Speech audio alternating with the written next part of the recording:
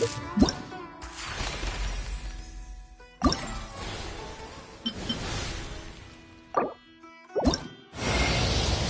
am Chi-Chi. I am a zombie.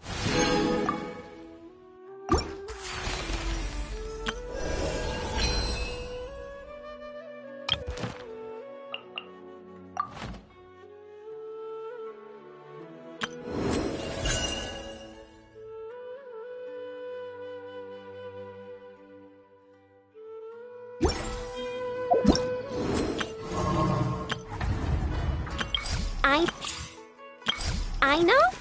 Present.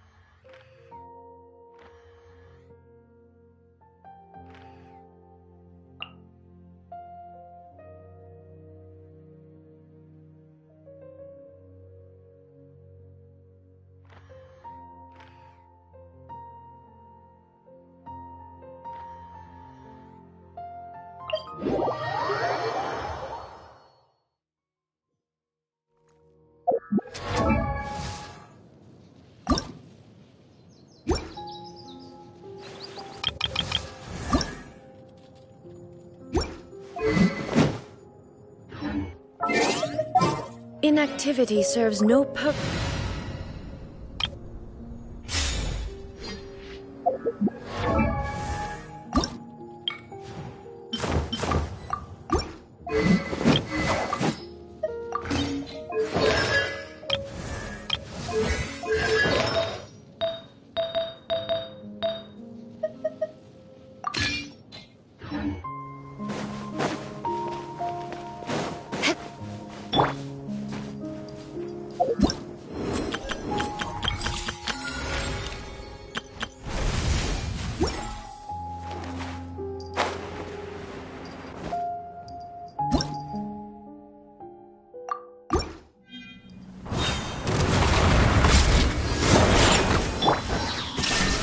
Beg for mercy.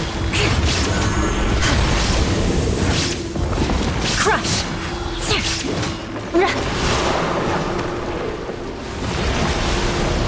Shudder.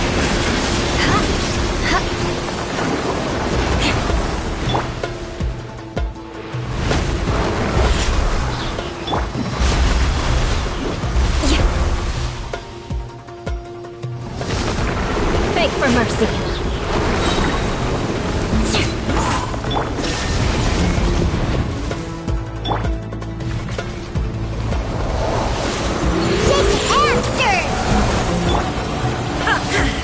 Shine down, crush.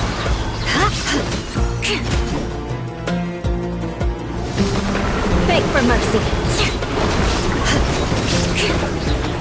Crush. There is no escape. Shudder.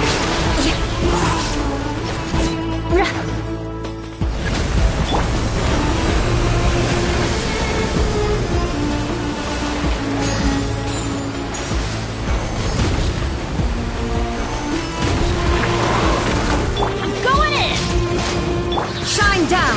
Beg for mercy! Blood of frost!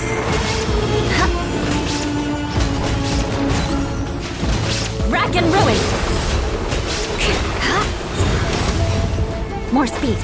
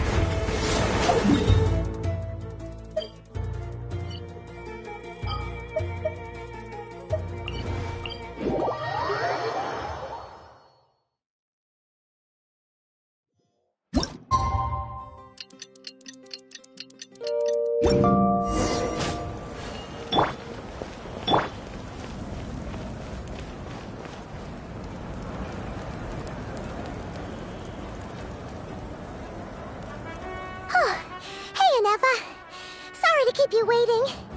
That is perfectly all right. My data indicates clear skies in the coming days. Current conditions for maritime travel, optimal. I'll be ready whenever you are. But are we really gonna set off without telling anyone again?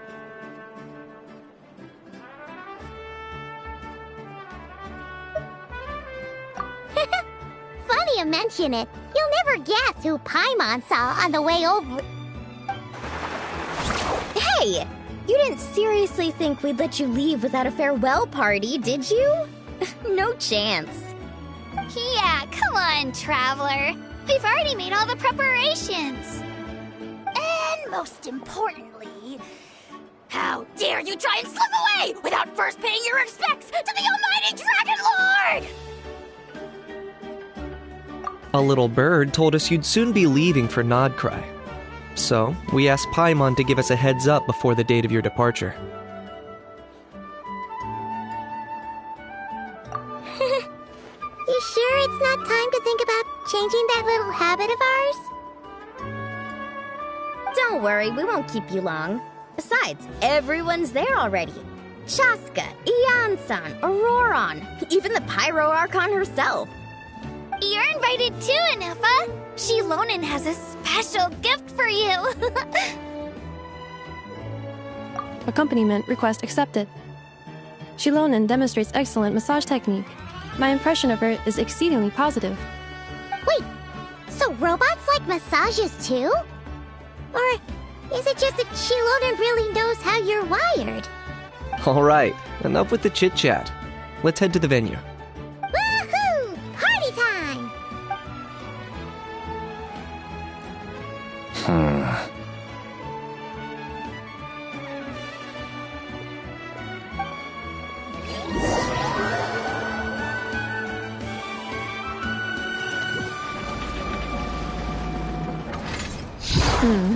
Spit it out, then. They've set off. Just as my calculations projected.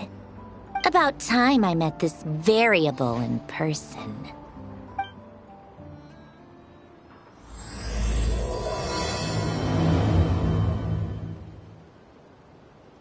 You know, every time we head to a new nation, there's always a point where it suddenly dawns on Paimon. This is it. The next chapter of our adventure has begun. This time, it was the moment she realized she just polished off the very last of her Saurus crackers. Should have stocked up better at the farewell party. In other words, Paimon has marked the geographic coordinates from 2 minutes and 40 seconds ago as the boundary between Natlan and Notcry. This deviates somewhat from the official coordinates stored in my database. Paimon meant more in terms of how it felt on a psychological level. Anyway, what about you, Traveler? When did it really sink in for you? Huh, that actually kind of makes sense. What about you, Anefa? Come to think of it, maybe we should be asking the other way around. So, when you came over to Natlan, what was the moment you felt like you'd left Nodcry? In that case, probably when my sensors could no longer detect the moon's power. The moon? You mean, that one we can all see in the sky? Negative. I was referring to... Huh? Ah, here we are. Paimon, traveler, we have arrived in Notcry. Oh, wow!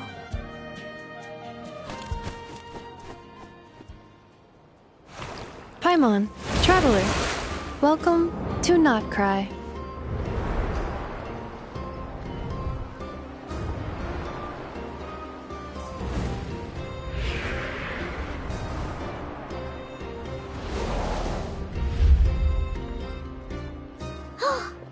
That must be Nasha Town up ahead!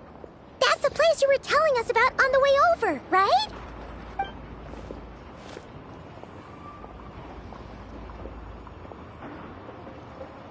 That is correct, Paimon.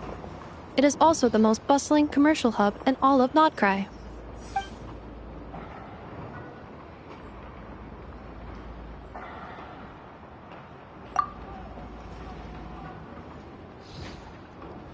Oh, sounds like the perfect place to start trying out all the local specialties. Huh? Is something up, traveler? Paimon, this is where our spaceship landed when Lumine and I first arrived in Teyvat. Huh? Are you sure? But how come you've never mentioned that before? Seems pretty important to Paimon. Oh, well, because those memories are really hazy. All I remember is Lumine waking me up and us leaving the ship. But just now, setting foot on this land, I felt something. The kind of power I sensed in those moments. Are you referring to Kuvaki?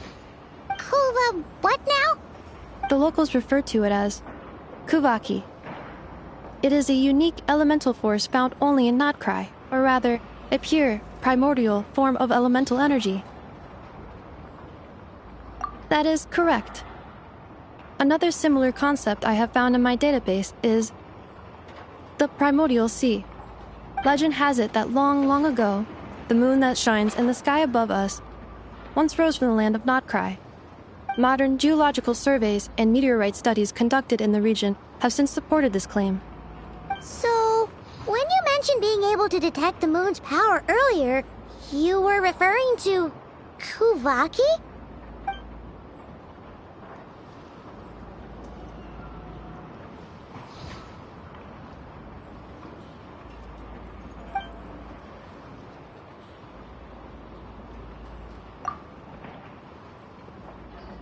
Wait, Traveler, you're saying we might actually find your spaceship here?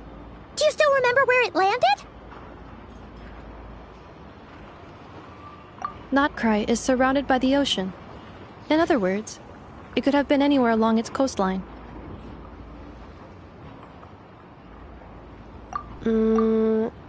Negative.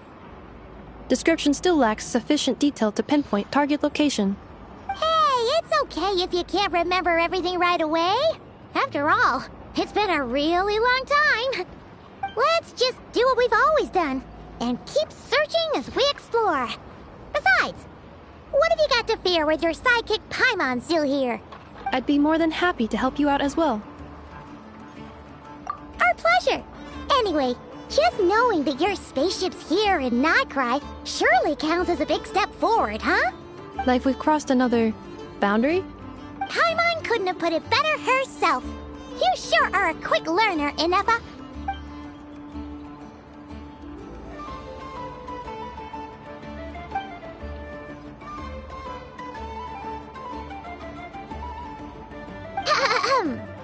Well, as the best guide in the whole of Teyvat, Paimon hereby does solemnly declare, Notcry, here we come!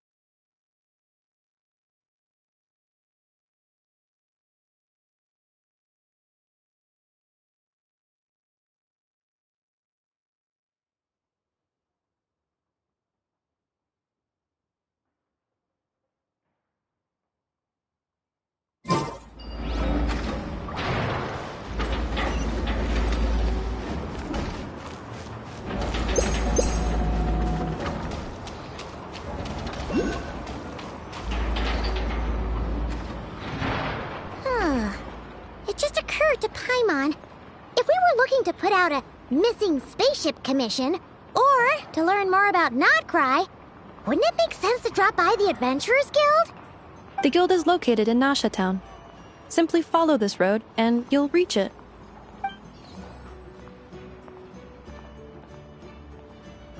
Huh? What in Tavad is that?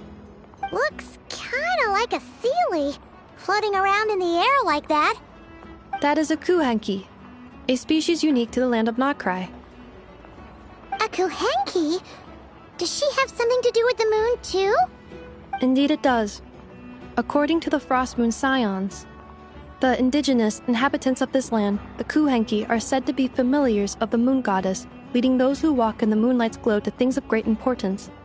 The moon goddess? Don't all people here worship the Tsaritsa? Although Nodcry lies on Snezhnaya's border regions, the people here have held their own unique beliefs since time immemorial. As I mentioned, everything in this land shares a deep connection with the moon and the sky above. The beliefs of the Frostmoon Scions seem to date back to the civilization of the angels. According to the documents in my database, even the 7 Archons did not exist at that time. Wow! So the origin of their beliefs goes back even further than the Archon War? Correct. At some point, you may come across some statues of their goddess.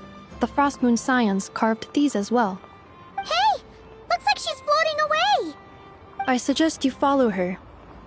The probability of an ordinary person encountering a Kuhenki lies in the single digits. Many here consider them heralds of good fortune.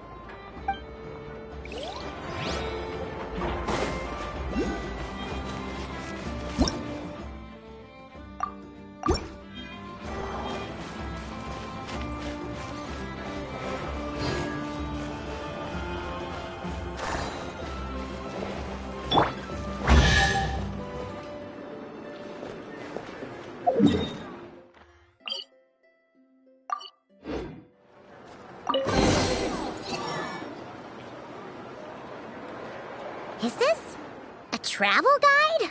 Huh. It actually led us to something useful.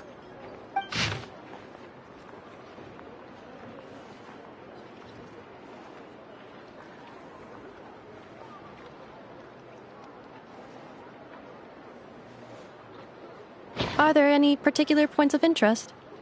Oh, it all looks pretty interesting to Paimon.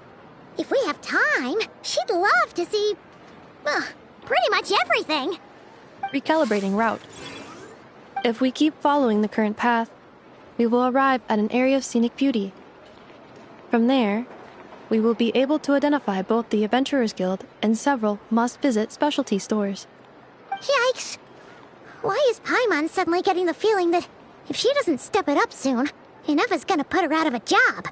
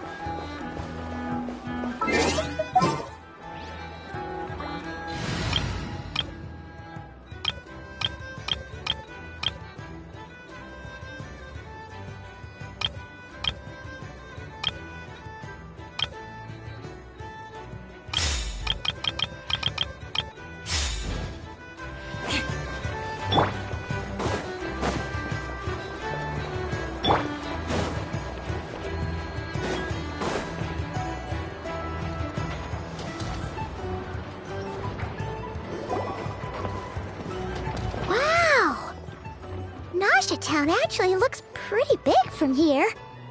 Feels a bit different than Paimon imagined, though. Which aspects in particular deviated from your expectations?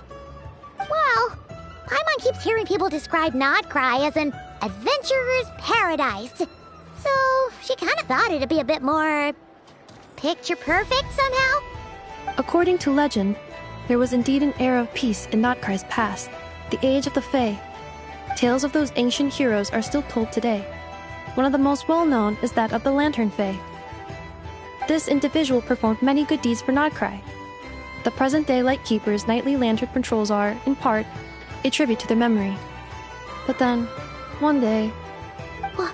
What happened? There came a devastating abyssal calamity that swept across Notcry, and for a time it was left desolate. Heartbroken by what had become of the land they had so cherished, that Fae extinguished their light, just as the abyss had extinguished all hope. Nowadays, the paradise people speak of is more of an aspiration, or an irony, perhaps. An irony? Today, no official authority governs Notcry. In theory, at least, it is somewhere a person can do whatever they wish, and become whoever they want to be.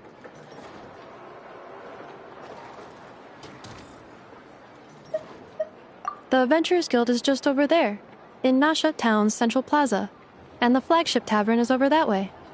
Hey, what's that building over there? You know, the biggest, tallest one. That is Aino's Boom and Blast Kuvaki energy cannon. It gets activated when the wild hunt threat level outside Nasha Town reaches a certain threshold. But according to the scan I just ran, the energy cannon appears to be malfunctioning, likely due to a recent discharge.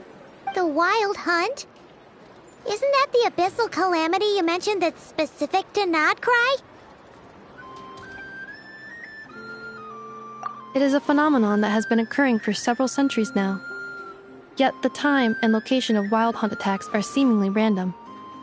At first, it was more of an old wives' tale that adults used to scare children. If you don't start behaving, kid, some night, the wild hunt's gonna come for you. Listen, do you hear that? That weeping in the fog? Those are the cries of a young woman being dragged away.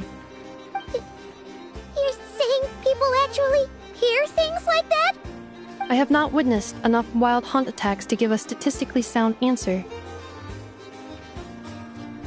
But the oldest legends say that all people saw was the ghostly shadow of a woman in the mist. It wasn't until later that it became a full-blown calamity. Abyssal monsters and all. Huh. When you put it like that, Paimon's really gotta hand it to Aino. Not only did she repair you, but she's even built a giant cannon to keep the wild hunt at bay. Absolutely. Aino is very impressive indeed. Anyway, according to my schedule, it is time I took you over to the flagship. Oh, sure. After all, we shouldn't keep Barca waiting. Well, Paimon's not sure if he'll actually show up at the bar this early. You're right about that.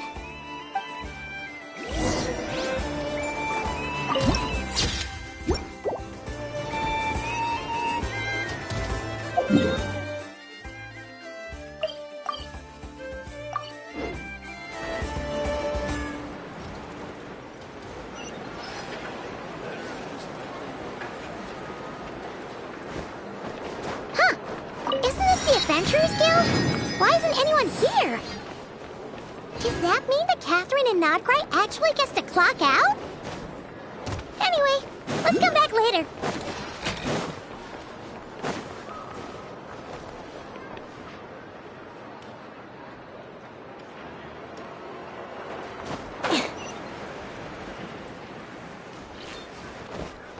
More speed.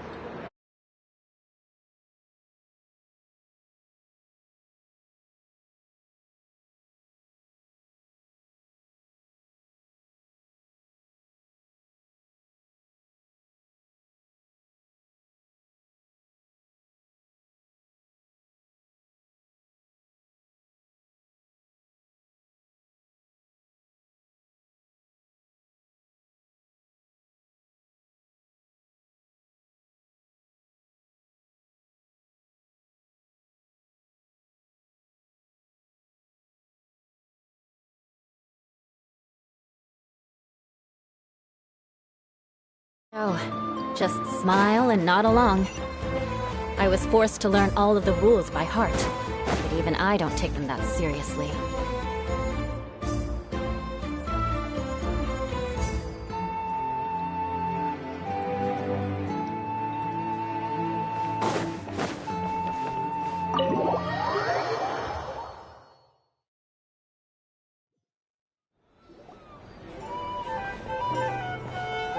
Here we are, the flagship. Varka told us to meet him here in his letter, right? Let's see. Varka? Varka! No matches, I identified.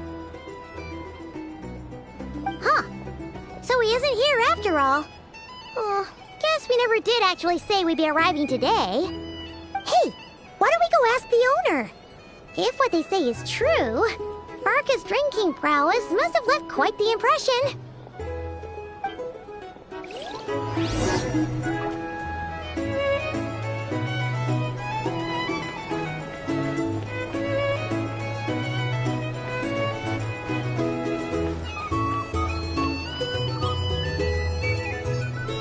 Huh? Well, well. If it isn't the ineffable Ineffa. Hello there, Demyon. You know each other? Of course! Ineffa's a regular here at the flagship. So, robots are into booze too? Not at all. The energy conversion efficiency of alcoholic drinks is very low, and most of them are full of impurities. Still, I can affirm that your berries and fried meat deserve a solid 9.12 out of 10. It has Aino's approval too. Funny that you should mention that. While you were away in Natlan, Varka would come in here every day to pick up a serving of berries and fried meat for Aino. Aww. He must have been worried sick that she wasn't eating properly on account of being so hung up about Ineffa being gone. Actually it's 'cause Varka found out that Aino went wild after Ineffa left, gorging herself on snacks she normally couldn't get her hands on. So it was more worry that she wasn't getting a balanced diet. I think I might have just put my foot in it. Anyway, since you're back from Natlan, these two must be the ones Varka mentioned. The Traveler and Paimon, yes? Yep, that's us. So, from the sounds of it, you must be a close friend of Varka's too. Varka? Goes without saying. After all, he's the only one around here who's ever managed to stay standing after 10 rounds of the roulette special. Paimon can't believe he's made such a name for himself. Though, guess it's hardly surprising how. Right now? Must be somewhere near Anvantinyarvi. That's quite far from here. Huh? Where's that? It's a lake in the northern part of Nodcry. Word reached him of trouble brewing around those parts, so he took his knights to check it out. Oh. So, we missed him?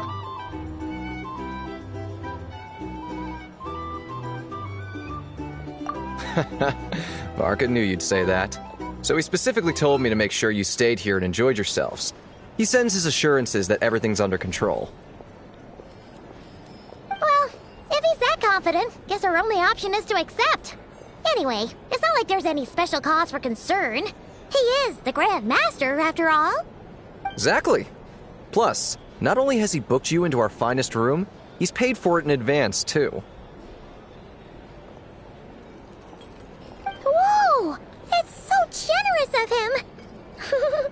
We might not have met yet, but Paimon's got a feeling that we'll get along with Varka like a house on fire.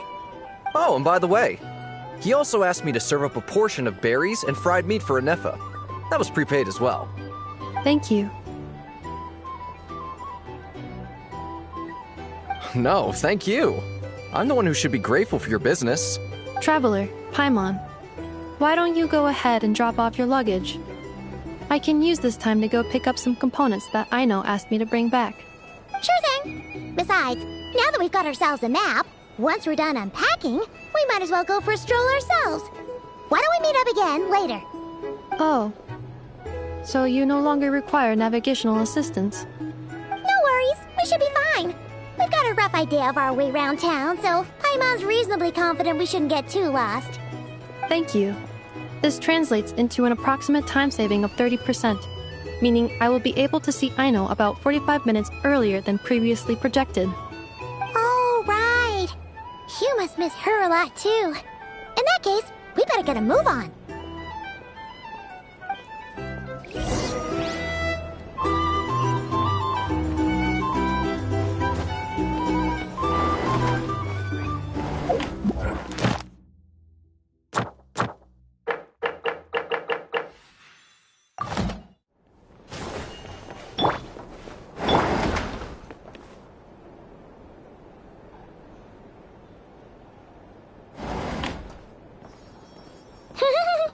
Feels pretty nice having someone sort out our food and lodging for us, huh? But is this really the flagship's best room? It's pretty big, make no mistake, but it looks a little worn out, right? Though, to be perfectly honest, that feels right at home with everything else we've seen of Nasha Town. You mean it's got something to do with Nodcry's history? Oh, that makes sense. But what exactly was this calamity?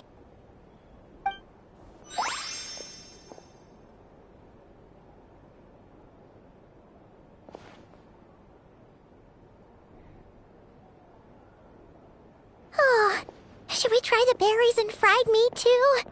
Paimon's getting hungrier and hungrier every time someone mentions it. Oh, sorry about that. Paimon wasn't watching where she was going. Please, there's no need to apologize. If anything, I'm the one who should be sorry. Clearly, I shouldn't have gotten lost in my thoughts in the middle of a hallway. Wait a sec. Are you staying in the room next to ours? Ah, quite the perceptive one, I see. First things first, allow me to introduce myself. My name is Kirill Chudamirovich Flintz, but please, just call me Flintz. Whoa, that's an impressively long name for sure. Ah, is that so? Names like mine ought to have been fairly common in Snezhnaya, at least in the past. Would I be correct then to assume that the two of you are travelers in this land? Yep, you sure would be. Paimon is Paimon, and this is the Traveler. We've been to a bunch of nations already, but we only just arrived in Nodcry today. What a rare honor it is to meet such worldly travelers. Are you here for travel too? If only I had the time to spare. No, I'm just staying the night. Oh, so you're here for business? That's certainly one way to put it.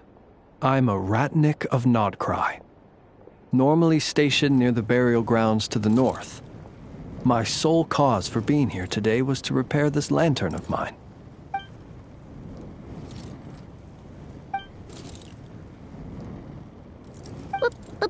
Burial grounds?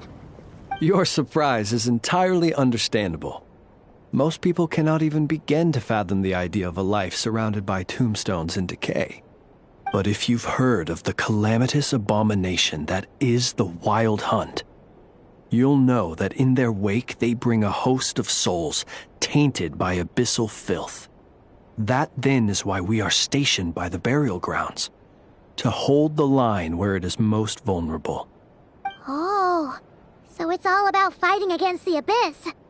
Oh, sounds like a tough job. I thank you for your concern. But in truth, I've long since grown used to it.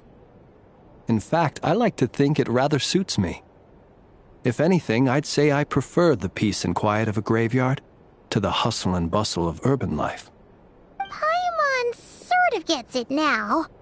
But even so, she's still pretty sure she could never get used to living in a graveyard herself. For one thing, she'd be too scared to fall asleep at night. Oh, I assure you, there's no need to worry on that account. The kind of ghosts you find in cemeteries aren't too big on talking. But even when they do, they're usually far more discreet than the living.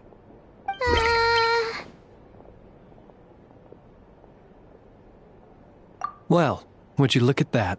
Who'd have thought we'd end up chatting this long? Must have a lot in common, huh? Forgive me, but I must excuse myself, for the time of my appointment draws near. And in terms I'm sure you'll understand, a lanternless ratnik is like a mapless traveler.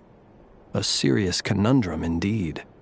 Oh, sure. In that case, you go right ahead. We won't keep you any longer.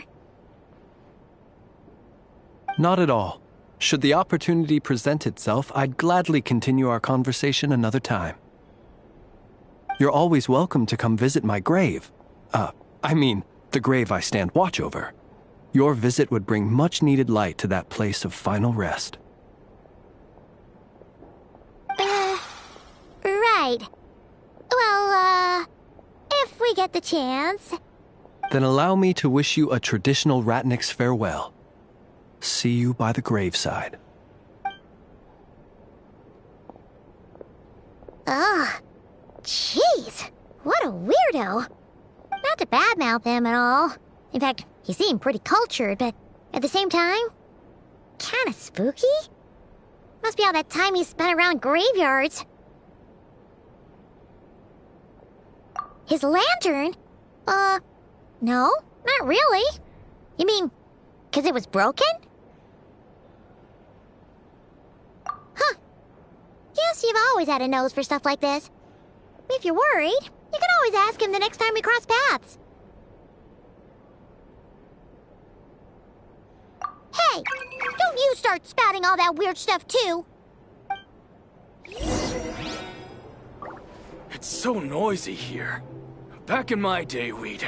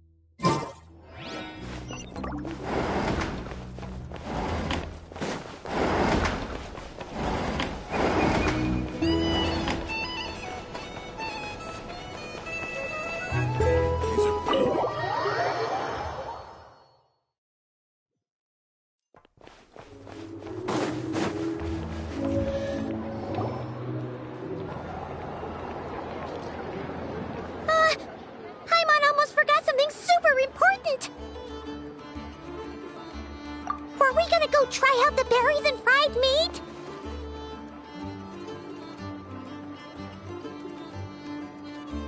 But now, heading all the way back to the flagship feels like such a waste. Please, accept today's boon. Come night or day, may the blessings of the moon goddess shine down upon you. Huh? What's going on over there? Wait, free food? Wow, the people here are so nice! Quick, let's grab some too. Paimon's super curious what their food tastes like. Moonlight illuminates the path before you, travelers from afar. Huh? How'd you know we were travelers? Just now were a song the birds in the sky, singing of your wanderings. You are no ordinary guests, it seems. The birds in the... what now? Forgive me. I should not have laid the words of others out as a welcome mat for our very first meeting. You, too, must be wondering who I am. I am Lauma, moon chanter of the Frost Moon's Scions. Please, as do our followers and other passers-by, accept today's boon. Happy to oblige. Paimon's name is Paimon, and this here is the Traveler. Thanks so much for sharing your yummy food with us. We'll take one each. Think nothing of it. These fruits were the finest we found, delicacies gathered in the wake of the morning dew. It is my hope that partaking of them may lift your spirits to heights anew. The finest you found? Wow! That sure is kind of you, but wouldn't you want to keep those for yourselves? The first fruit of the harvest must be placed upon the moonlight altar, not as an offering to the gods, but as a spark for lost hunters. For it is the blade of the starving that darkness most easily corrupts. As perhaps you have already heard, we Frost Moon's Scions revere and worship the moon goddess. We believe that together, virtue and compassion are the shining light that will lead us all out of the long, dark night. And now, with tides of haughty Fatui swarming into Nodcry, driven by greed and greed alone, more than ever before, we must all unite under the banner of virtue. Ha! Look who it is again. Those unsufferably kind-hearted Frost Moon Scions. Got enough for us too? That's right! 2 servings each! We're starving over here! The Fatui! After what you've been doing to our sacred statues, how dare you even show your faces! Wilhelmina, bestow today's boon upon our guests. You hear that? No slacking now. We'll have the very best you got. But, my lady, they... Please, you two, accept this meal. But remember this. Kindness is the first lantern left to guide those who stumble in ignorance. Come again? Let me finish.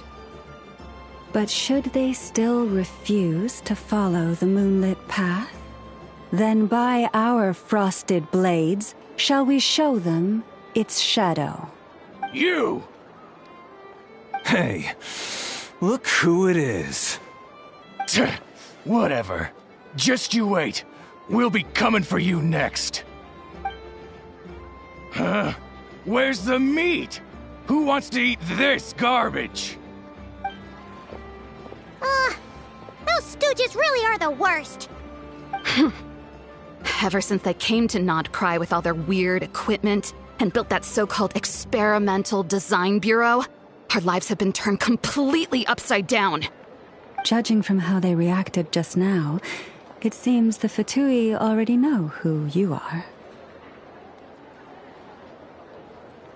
Well, we have gotten in their way in pretty much every nation we visited, so we're probably at the top of their blacklist by now. I see. Then, on behalf of the Frost Moon Scions, I thank you for the goodwill you have shown us. Because if they had gotten ahead of themselves just now, I'm sure you would have stepped in to help. Just as the birds and beasts put it, your arrival heralds joy to us all. Besides, for a weary traveler far from home, what better respite than to bathe in the moonlight? You will always be welcome at the Frost Moon Enclave, the place we call our home. May we meet again in the moon's gentle glow. These are delicious! So refreshingly fresh! Those two for Tui wouldn't know a good thing if it came up and bit them on the shoulder. Looks like Anefa isn't done with her shopping yet, and the Adventurers Guild is still empty. Where should we head next? Good idea! Wouldn't want to let the Kuhenki down, after all.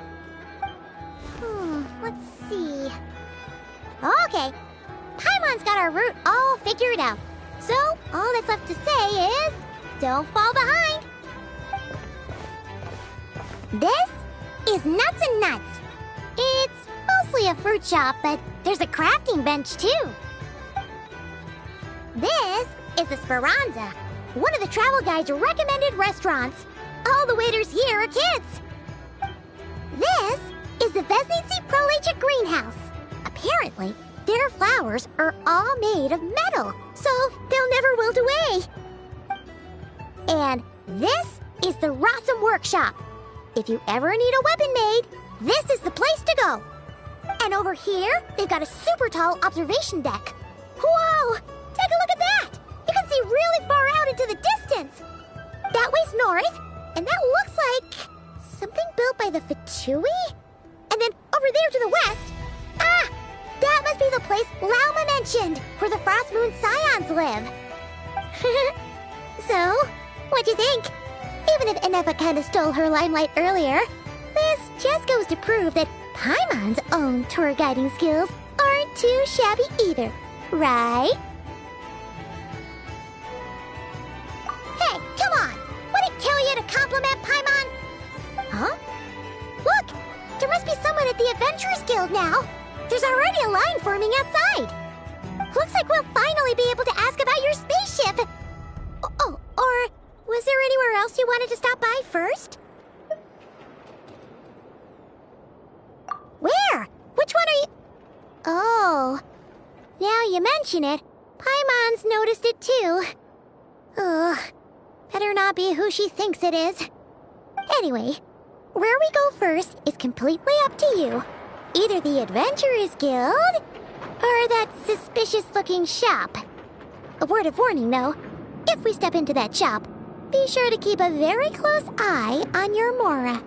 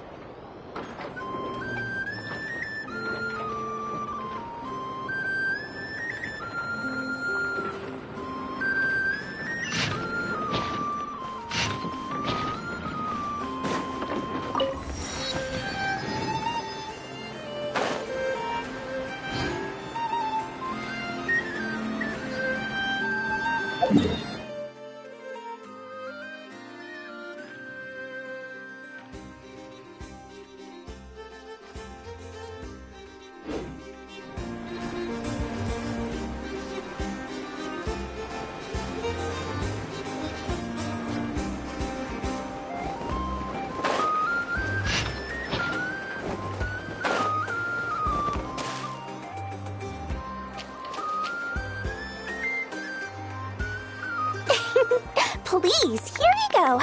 And if you ever need anything else, don't forget to make the great Lord Sangama Bay your first port of call. Oh dear. So it is the real deal. Of course it's the real deal. Everything you'll find here is 110% 100% real, meaning every one of my deals is as real as a deal can... Wait a minute. Well, if it isn't my two most valued clients! And with no small thanks to your munificent patronage. Come, how could you just sneak into Not Cry like this without telling your dear Lord Sangama Bay? If I'd known earlier, I would have made an absolute pulled out all the stops to ensure that your boat ride over was as comfortable as humanly possible. Thank the Archons we didn't tell you. Oh, come now! You know as well as anyone how impeccably and conscientiously above board I am when it comes to doing business. Well, regardless of whether that's true or not, the main issue here is that we had no idea you had a branch in Not Cry. A clever merchant always has a backup plan, or two, or three up their sleeves. As the saying goes, a rabbit with many burrows fears not the hunter's arrows. A merchant with stores galore hears no debtors at the door. Since you're both here in Not Cry, would you care for some of my finest local souvenirs? Whatever you're looking for, I have it. Or if it's Sumeru you're missing, I've got that covered too. We literally just arrived. Do we look like we're on the hunt for tourist trinkets to take back for our friends? My, your high-minded tastes never cease to impress. In that case, I know just the thing. You must be on the hunt for something like this? What's that? Your hat? Information, of course. Information about Not Cry, locked securely in the otherwise impenetrable vaults of the Lord Sangama Bay's brilliant mind. I knew it! I just knew you'd appreciate the value of my wares. On the back of all our pleasant dealings in the past, I'll even take a hit by throwing in some insider info for free. Wow. You sure are feeling uncharacteristically generous today. What do you mean by uncharacteristically? I am the most generous person forget it. Anyway, the long and the short of it is this. The moment I set up shop in Not Cry, it struck me how many different factions there were, all competing against each other for power and influence. Well, as they say, there's no time for business like a crisis. Things got even more turbulent after the Fatui pulled down 2 ancient moon's remnants. People began to catch a whiff of the coming chaos. And the more troubled the waters, the greater the potential profit. Not at all sorry to interrupt, but we're not here for Mora. Oh, really? But surely it was the tales of an adventurer's paradise that brought you here. The chance to take your very own slice of all the latest and greatest business opportunities? In that case, what would you like to know about? The Frost Moon Scions? You mean the people who believe in the Moon Goddess? They're not a bad bunch. It's just, well, they have such simple tastes. No luxuries, no indulgences, no nothing. Trying to earn a little more from that lot is like trying to squeeze blood from a stone. Still, things between them and the Fatui have gotten pretty tense. It's only a matter of time before the powder keg goes boom. And when that happens, that's when business will start to boom too.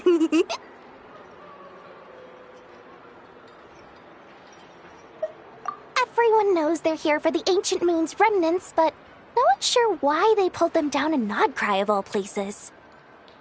Anyway, they've been acting mysterious enough, but if you ask me, that Kuvaki Experimental Design Bureau of theirs up north hides secrets wilder still. Oh, they're an organization set up to keep the locals safe. Apparently, they have a long and glorious history, and they're made up entirely of volunteers. But seriously, a volunteer organization in Not Cry? This place is hardly a magnet for noble hearts. No pay, all work. That's not a business model, and it's certainly not for me.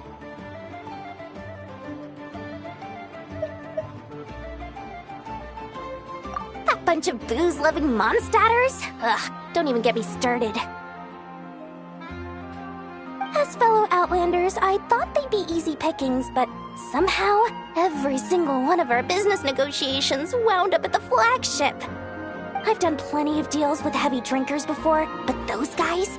I never once made it to the contract signing before blacking out. I'm getting flashbacks of the hangovers just thinking about it.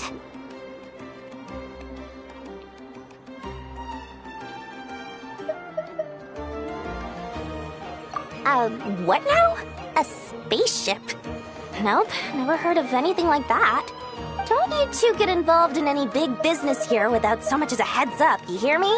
At the very least, consider letting me in as a key investor. Oh, I almost forgot to mention. Sooner or later, you'll no doubt end up doing business with some other merchants in Nodcry. And someone's bound to mention a place called the Curatorium of Secrets. Listen to my advice. Do not, under any circumstances, go there, no matter how much trouble you're in. The Curatorium of Secrets? What do they get up to there?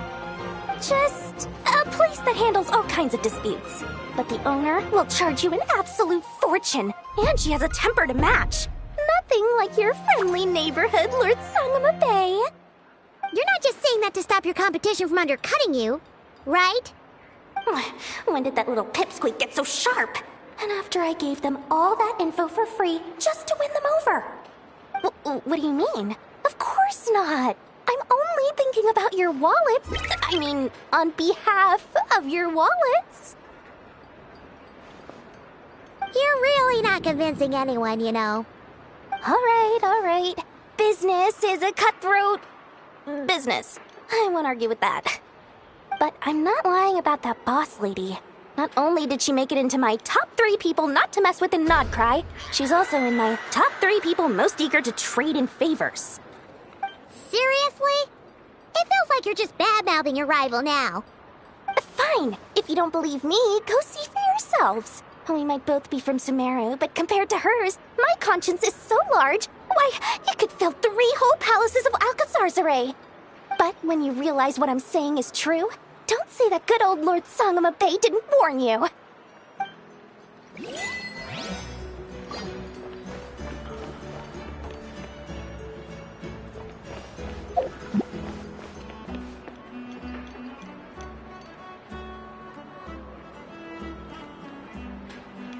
Nothing here is particularly rare or valuable. Take your pick.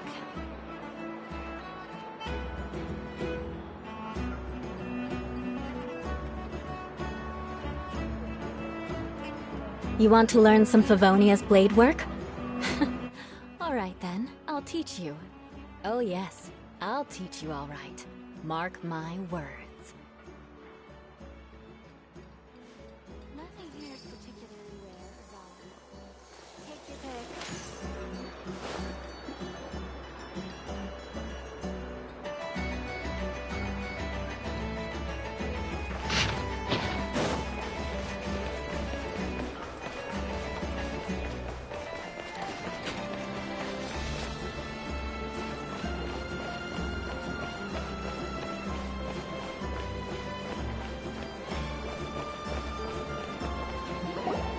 Lucky us! The line seems to be gone now.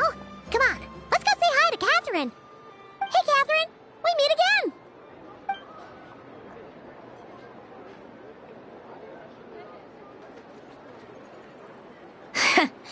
How ridiculous. Huh? They often say that mortals, shackled by their own flesh and blood, may fail to perceive the truth of this world, even when it is right beneath their very noses. Yet I had not expected to have the pleasure to witness such heights of absurdity firsthand. But Paimon must have gotten the wrong person? At second glance, you do seem a bit younger than Catherine, and you certainly sound a lot less friendly. A creator might forgive ignorance, but being mistaken for one of my own creations is beyond all pardon. Look very closely, for standing before you is none other than Marionette, 7th of the Fatui Harbingers.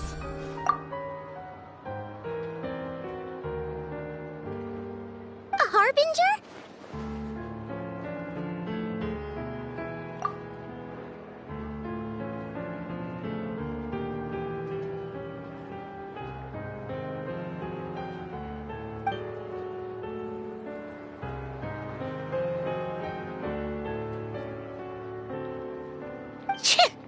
Today's encounter is merely a courtesy call. A friendly warning, if you will. You interfered with my work once before, with that little robot. I let it slide. After all, it was nothing more than a distraction, a side project at best. But we are in Nod Cry now, and as such, I strongly advise you not to stand in the Fatui's way. Otherwise, the next time we meet, I might just have to drop all this meaningless etiquette. Oh, please. You've got some nerve coming out with barely veiled threats like that.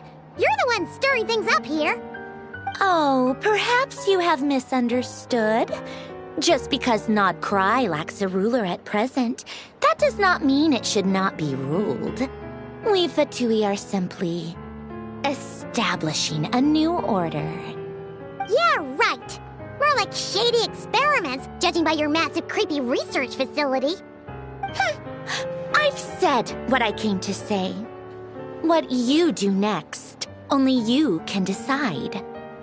So why don't you start by using your already limited processing capacity to calculate your even more limited options? And, being the refined young lady that I am, I shall indulge you just this once. Ad Astra Abasask.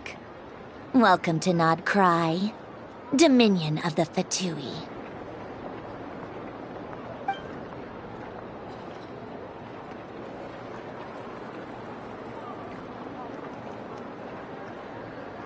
Ugh! Paimon's so mad right now! How can anyone so obviously evil be so annoyingly self-righteous? But if a Fatui Harbinger is here to greet us in person, that can only mean one thing. We'll have to be extra careful from here on out. Paimon hates feeling like she's being watched. Hey! The real Catherine's back! Ad Astra Abyssosque. Welcome to the Adventurers Guild. How may I help? I will do everything I can to assist you. Oh, you're so much nicer to talk to, Catherine. Please don't leave us again, okay? Hmm?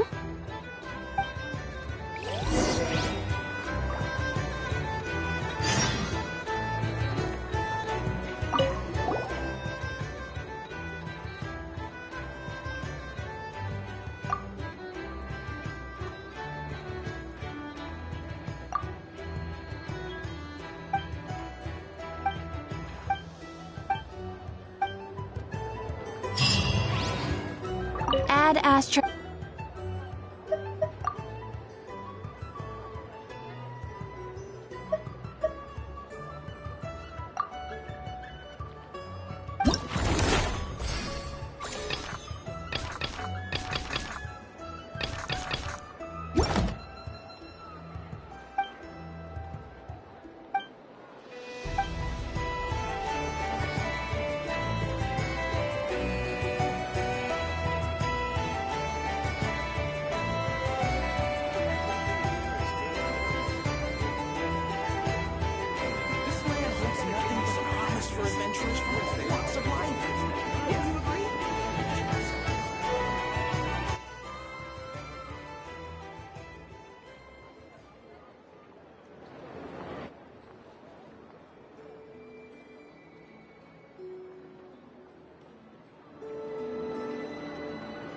Knights and aristocrats share the same cultural heritage, but the knights had enough sense to do away with all the superfluous detail.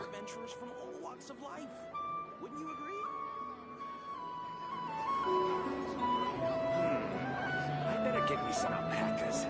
Once they've hauled everything over to Snezhnaya, make a little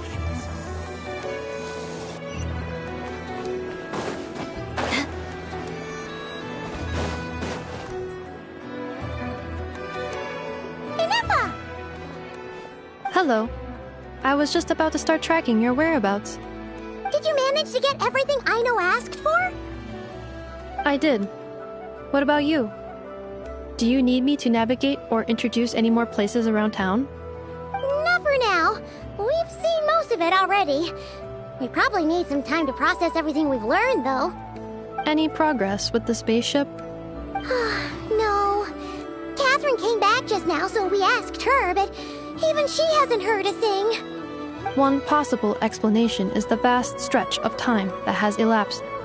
Additionally, given the limited resources available in Nodcry, it is entirely plausible that the wreck was scrapped for parts, or even mistaken for a pile of broken machinery. Aww.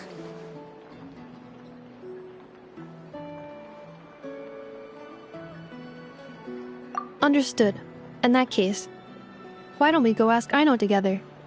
After all, she was the one who salvaged me, ancient dragon technology and all. If there really are any unusual parts floating around Nodcry, there's a high chance they've passed through her hands at some point or another. Good point. And since you keep mentioning her, we're curious to meet this whiz-kid mechanic too. Understood.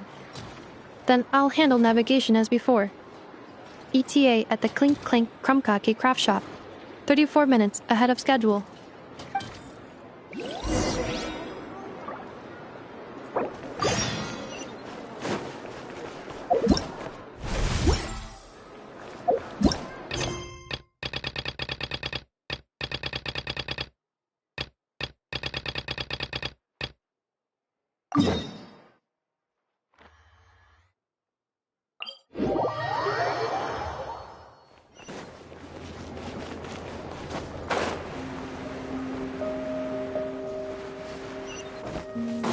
More speed.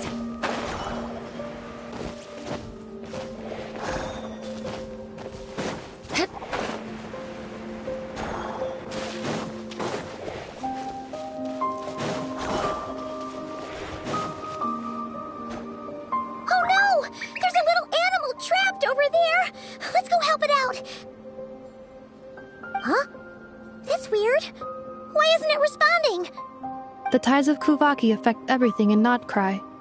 So much so that many creatures have evolved a kind of dependency upon it, growing stronger or weaker as it waxes and wanes. This little animal must have been caught here unprepared. So you're saying we need to use Kuvaki? Paimon will leave it to you guys then. Don't be scared! We'll get you out of there soon!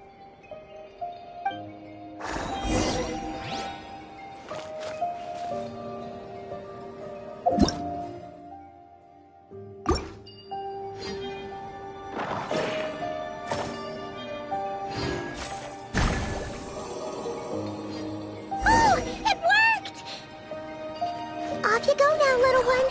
Don't go getting yourself caught again.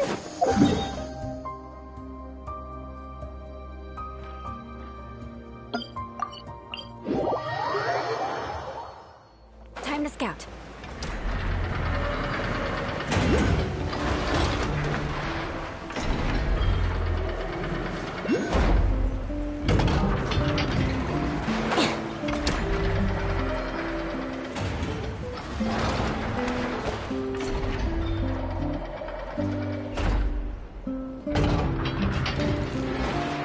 Here we are. The place Aino and I call home. Whoa!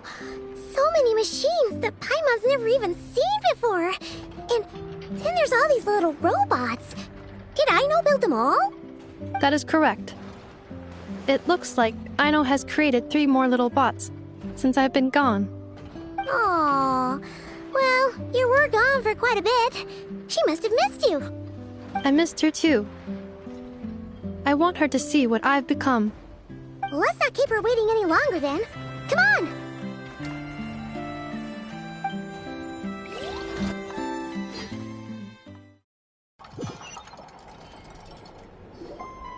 Aino, I'm back.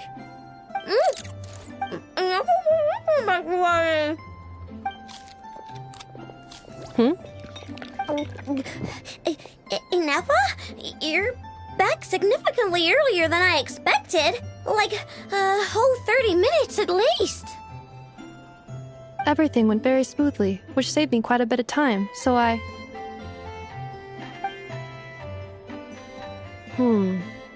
Aino. Could you turn around for a moment? Aino? I've been on my best behavior the whole time you've been gone. She's got chocolate all over her mouth. Aino. While I was away, did you strictly abide by my tailor-made snack intake schedule? Oh, of course I did. 1 whole cake, 1 crumb cake, and 1 pack of chocolates a day. It was either a cake or a crumb cake or a pack of chocolates per day. Oh, shoot. When did you finish the snack stash I left for you? Literally just earlier today. Let me just go run a scan on that. I meant today, a week ago. And then you restocked an entire week's worth on your own initiative? 2 weeks worth.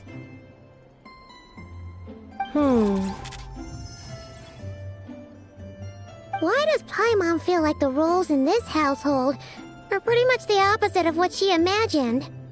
Calculation complete. Aino's recommended snack calorie intake for the next 4 weeks. 0. Ah, no fair! You're a meanie, Nefa. This is what happens when you break an agreement. Oh, come on! Don't do this to me! I only ate a teeny bit extra every day. Just a teensy-eensy-weensy bit extra. That is objectively not a teensy bit extra. Oh, seriously? If you'd only arrived half an hour later, I would have had everything cleaned up and you wouldn't have noticed a thing. But now that I think about it, you even said you'd come back a bit earlier than you did, so I wouldn't have to worry. But then, you were away so long, and I was so worried about you. And that's the only reason I even... Oh. I know. I am very sorry to have kept you waiting. I'm back now. Welcome home. Oh. So, will I be able to keep eating snacks as usual now? Negative. Aww. Okay. Well, given that I am later than I initially projected, I'll let it slide. But just this once. Thanks, Nefa! You're the best! Aino, allow me to introduce. It's the honorary knight and Paimon! I know. Uncle Varka talks about you guys all the time. Nice to meet you, Aino. And Nefa's told us all about you, too. Huh? Really? She actually said that about me? Well, she's not wrong. Oh yeah, so, you're here to see Uncle Varka, right? A couple of days ago, he suddenly said he had to head out on business, and that he might not be back for a while. He asked me to let you know if I saw you. Yeah, we heard about that at the flagship. Did he say what he was doing? Nope. Just told me to take good care of you guys and make sure you feel right at home. Oh, shoot. Please, take a seat.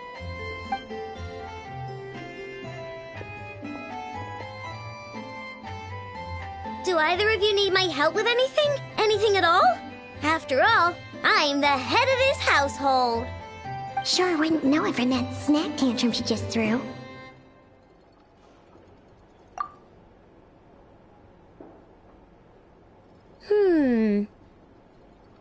A spaceship, huh? From outside Tibet? Exactly. So, ring any bells? No. Oh. You sure? Nope means nope. Never seen the slightest trace of it. More specifically, by nope, I mean, I've never seen a single piece of tech in all of Notcry that might have come from out of this world. Not in any new machines or in any old ones either. Huh. What Aino means is that your spaceship almost certainly has not been disassembled nor repurposed as parts for other machines. Oh, so that's what she was getting at. Yep. I've taken apart pretty much all the fun stuff in this city at one point or another, but I don't recall ever seeing any components that were anywhere near that special. So, Either your spaceship crashed somewhere it's never been found, or someone did find it and then hid it really, really well. But who would even do something like that? Beats me. Maybe someone who thought they could stash it away for a rainy day. Just like how I sometimes hide snacks in the...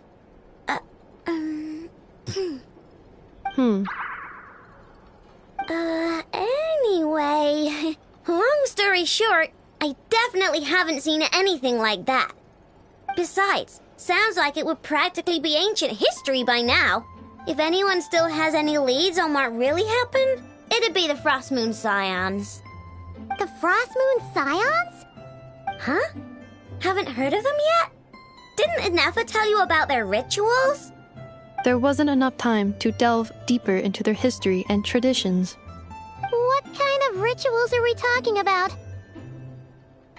I've never actually seen them myself, just heard bits and pieces here and there. They say that each of their moon chanters has had access to an ancient relic that lets them see the true past. Not sure exactly how it's meant to work. I can't get my head around anything that can't be explained by either machines or science. And to tell you the truth, I don't like it much either. Looks like we'll have to try our luck with the Frost Moon Scions. Aw, leaving so soon? Sure you don't want to hang out a little longer? It's getting late, I know, and these two still need to head over to Hisi Island. It would not be convenient for them to linger much longer. Aww. Alright then. Don't worry. We'll be sure to drop in on you as often as we can. Really? You promise? Sounds like my type of visitors. You're welcome anytime. I'll be staying to look after Aino today, so I won't be going with you. Hey, don't sweat it. We'll find our way just fine. I'm glad to hear that. Also, I must admit, I have very much missed the charging bed that Aino made for me. Oh, are you here to play with me?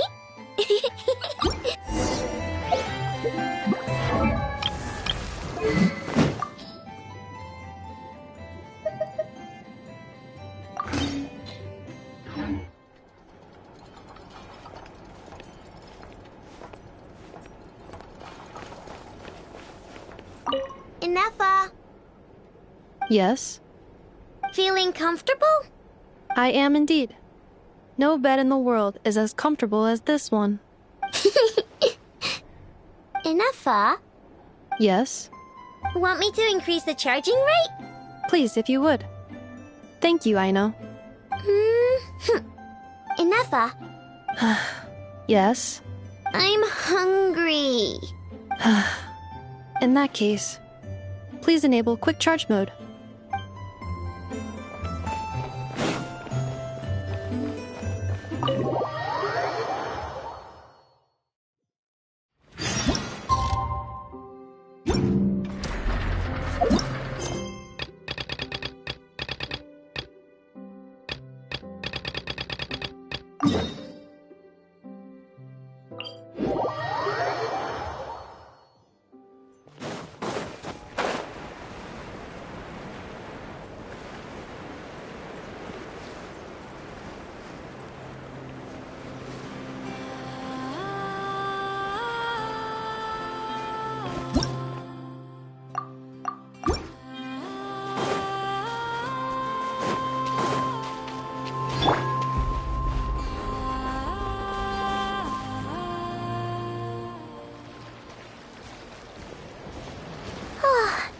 Inefa and Aino reunited like that sure was heartwarming.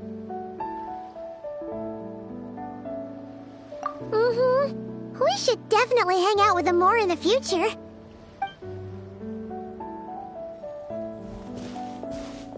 Speaking of homes, we must already be close to where the Frost Moon Scions live. The vibe here feels different, just like the scenery.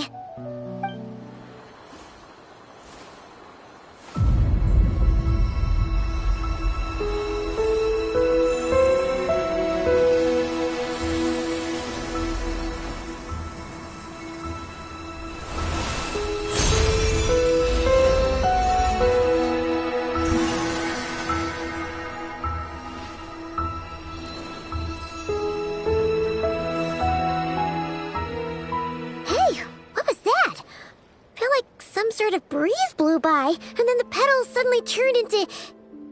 Huh? Is that... a Kuhenki? She looks different from the ones we saw before. Hey there! What's your name?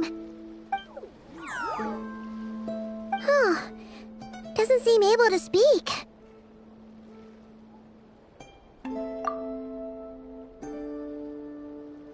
No idea what she wants. Unless you want to stop, maybe we should just keep moving?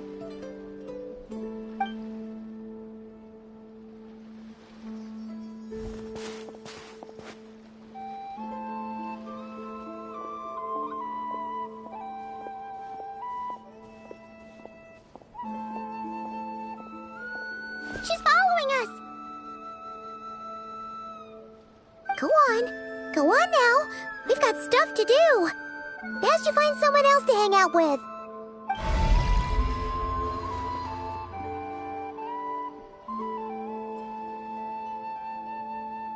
Hey! Don't make it sound like Paimon's some kind of meanie. Paimon had no idea what she wanted, okay? Ugh. Anyway, next time Paimon sees her, Paimon promises she'll be nicer. Seeing as we're on our way over to meet Lauma anyway, we can ask her about it while we're there.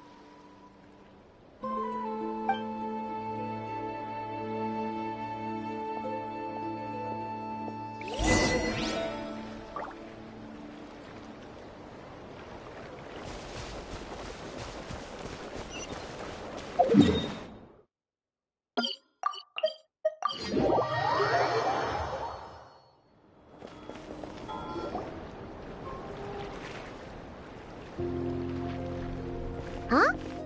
Hey, look! Isn't that Lauma? The moon chanter? Let me take a look at your wound.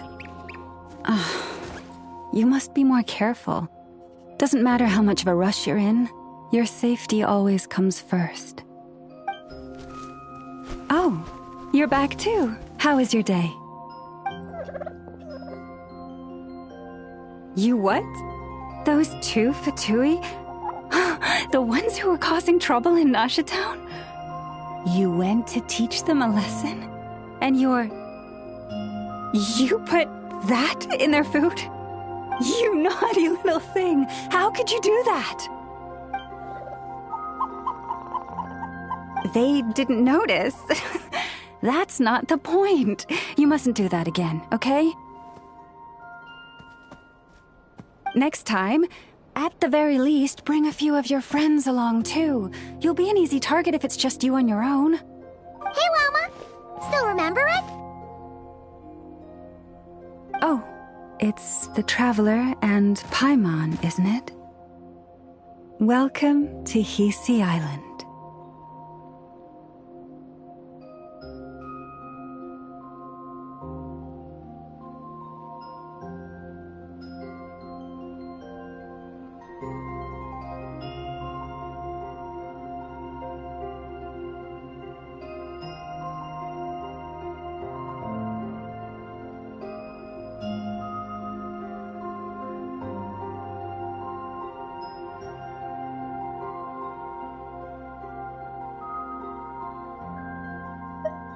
Not at all.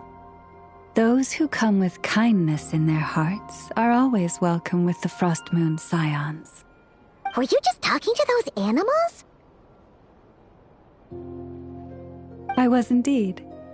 The Frost Moon Scions bloodline is unique, for throughout our history, there have been many among us who could communicate with all living things. What was that? Oh. Is that so? She says she was trapped in a plant earlier, and that you were the ones who rescued her. She wants me to thank you on her behalf. Oh, it was nothing. Barely lifted a finger. If you both are free, why don't you join us at the Frost Moon Enclave for dinner? Consider it a small token of thanks for your kindness. We'd love to! And actually, we had something we wanted to ask you anyway.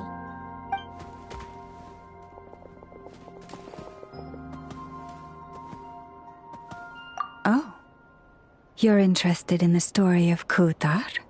Kutar? Yes. Kutar is our moon goddess. The moon maiden who guides us. But up close, this one somehow seems a bit different from the one in Nasha Town. It's like it's more... natural? Or like... more harmonized in its design. That is because ever since the Fatui arrived in Nodcry, they have been modifying and defacing our statues as they please. These statues were made by the Frost Moon Scions who settled here hundreds of years ago, crafted from the very finest Lunasol stone. Not only is this stone exceedingly rare, but it also brims with Kuvaki. I suppose the latter must be what caught the Fatui's eye. For a time, we put up fierce resistance. But now, this is the only one left that still retains her original form. We heard they even pulled some ancient moon's remnants down from the sky. That's right. The two largest remnants landed in Nodcry. One here on Hisi Island, and the other on Paha Isle. The Fatui built their research facility on top of the remnant over on Paha Isle, but they've had their sights set on the one here, too.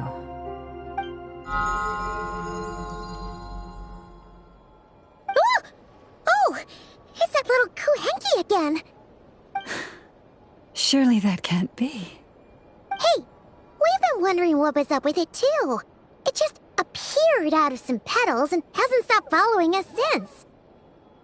No, that is no ordinary Kuhenki. These we name Luonnotar, beings born from the moon goddess's blessing.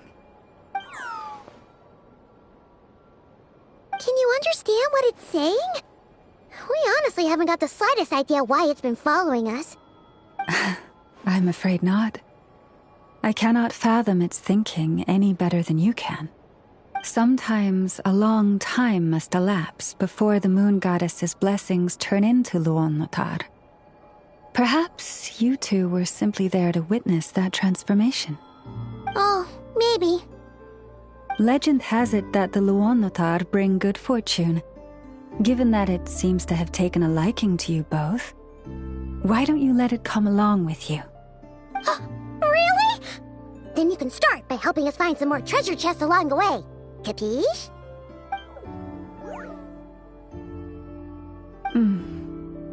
Twilight approaches. If you would hear more of the moon's story, then let us make our way to the Frost Moon Enclave. Beneath the gentle moonlight, I shall share this tale in full.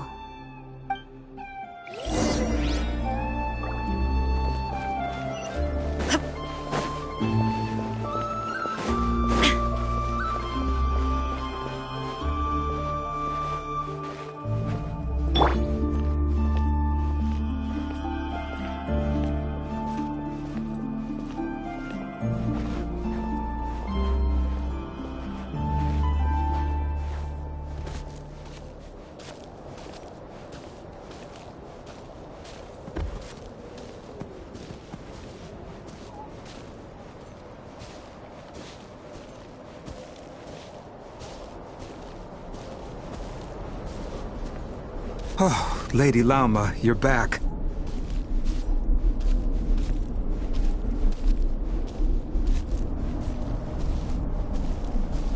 Come day or night, may the blessings of the moon goddess shine down upon you.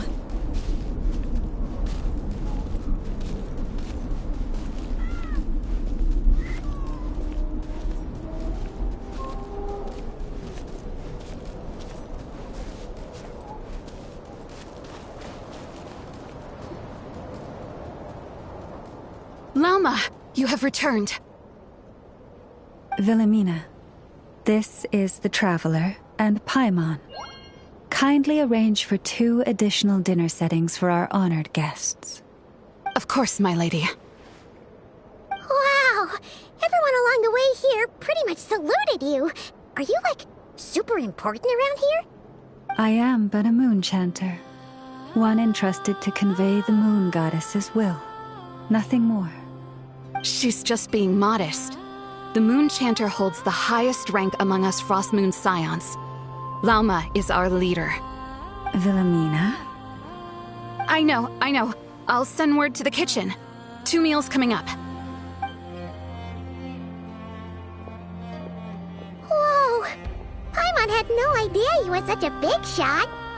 It is merely that the unique traits of our bloodline have manifested themselves especially strongly in my person. That is no accomplishment of my own. Please, follow me this way.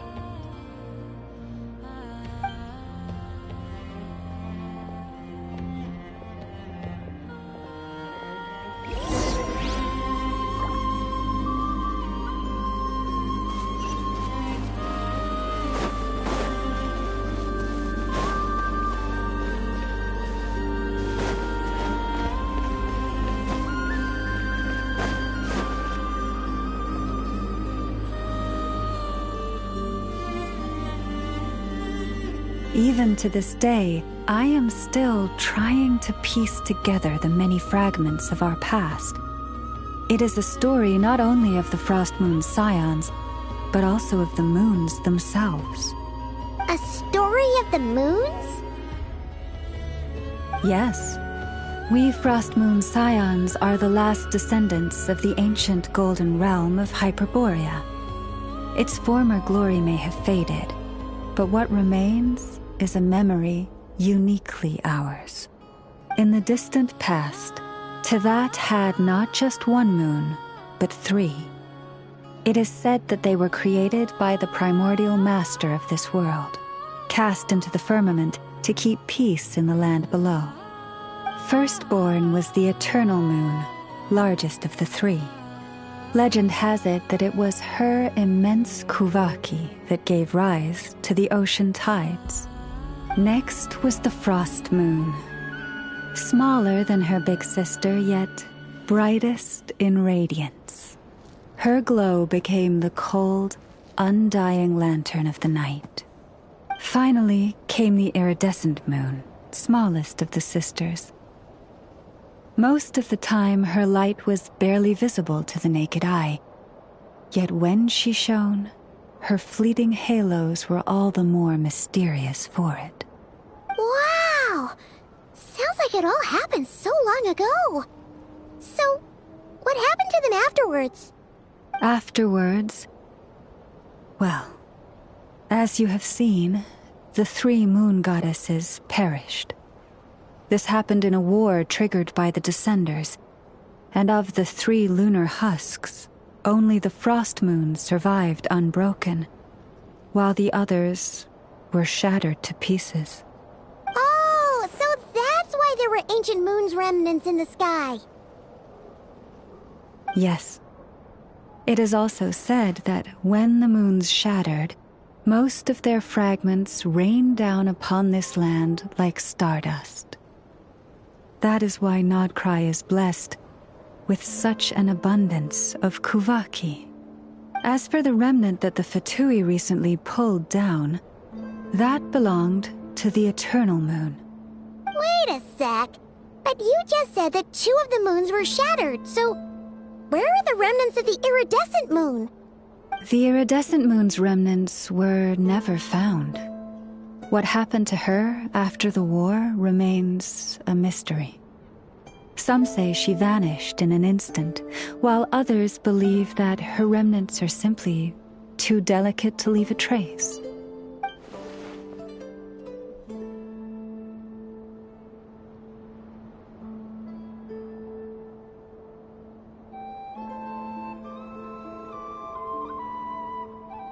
Yet, though the era of the 3 moons has long since faded into legend, successive generations of Frost Moon Scions have always passed down a prophecy that one day the moon goddess would return.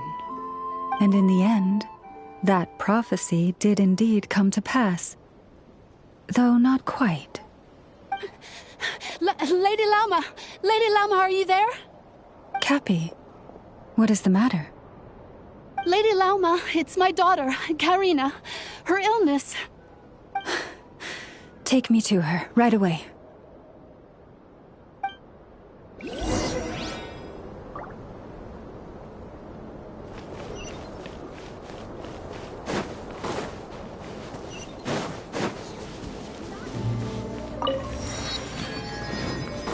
More speed.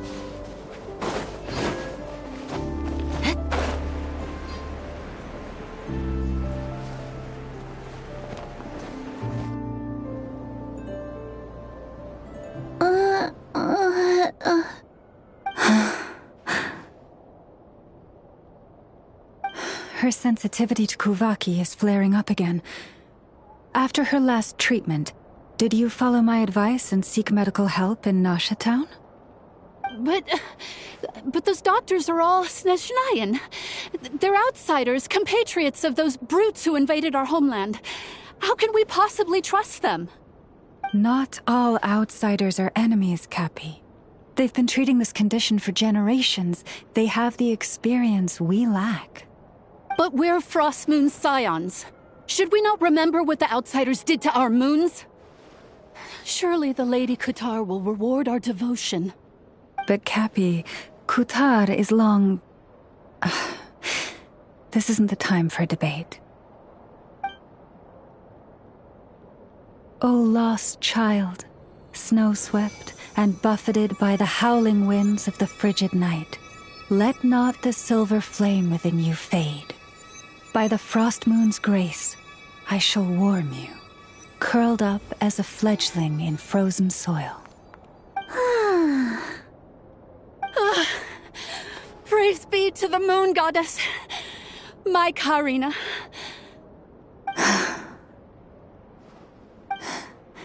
Remember, she must take powdered laka berries daily. It will ease her symptoms.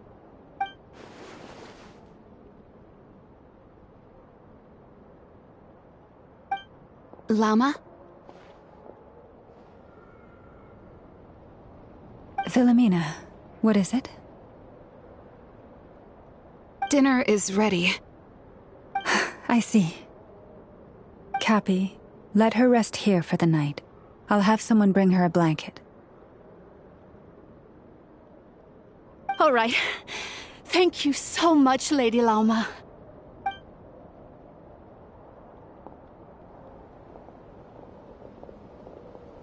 Will she be all right?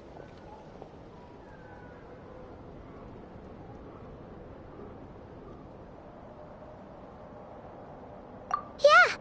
If there's anything at all we can do, please don't hesitate to ask. Thank you for your kindness. For now, though, Karina should be fine. She'll be feeling a lot better tomorrow.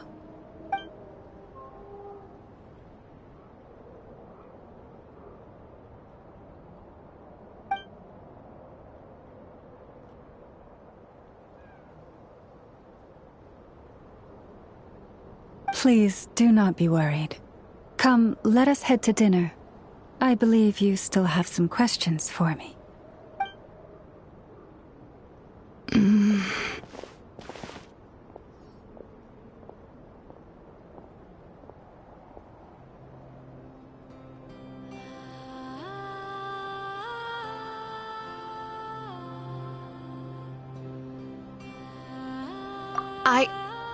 Oh, sorry. Yes, I'll be coming too. I was just thinking about something. Oh? Lauma makes such an unshakable moon chanter. Calm, capable, someone we can count on. Deep down, though, I know she's been quietly carrying the burden for the rest of us. Traveler, Paimon, believe me when I say that as a fellow Frostmoon scion, I do worry about Lauma. It's just that sometimes it's hard to say it to her face. Could I ask you to look out for her? I can tell she really trusts you.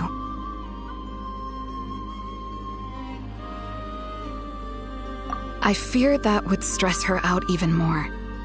Sometimes I really admire her strength, but at the same time, I can't help feeling powerless myself.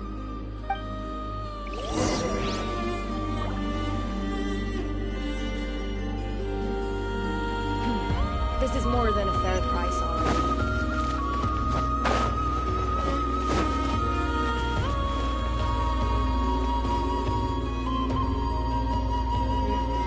Phew. Paimon's so full. That was even better than the stuff you gave us before. I'm glad to hear it. Thank you for accepting such simple hospitality. Hey, we should be the ones thanking you. Seriously, that was seriously scrumptious. How did you even manage to finish it?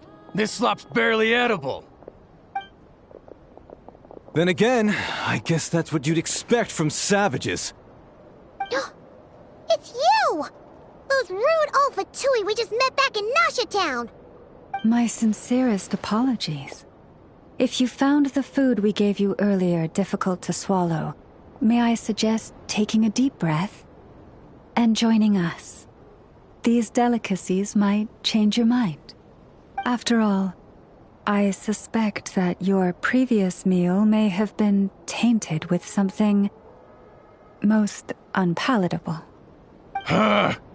What do you mean? Tainted with what exactly? With the bitter snobbery of those who call themselves civilized. Why, you... Looking for a fight? Sure, I'd be more than... Hold it! We're not here to brawl. Yet. We're here on official business. Orders from above. We're here to deliver the Frostmoon Scions a warning. Or rather, a final ultimatum. You have 3 days to hand over the relic and reveal the whereabouts of your so-called Kutar. If you fail to do so, the Fatui will immediately begin the cleansing of Hisi Island. Which, by the way, is the sovereign territory of the Tsaritsa of Snezhnaya. What insolence! Your demands are outrageous!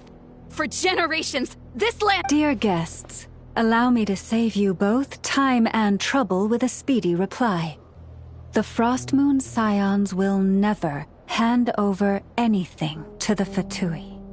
And to those who set foot on our land with ill intent, I say this. With your blood, we shall draw an inviolable line in the snow. That applies to you, too. Stubborn savages, the lot of you! Better hold back this time. You poor lost lamb.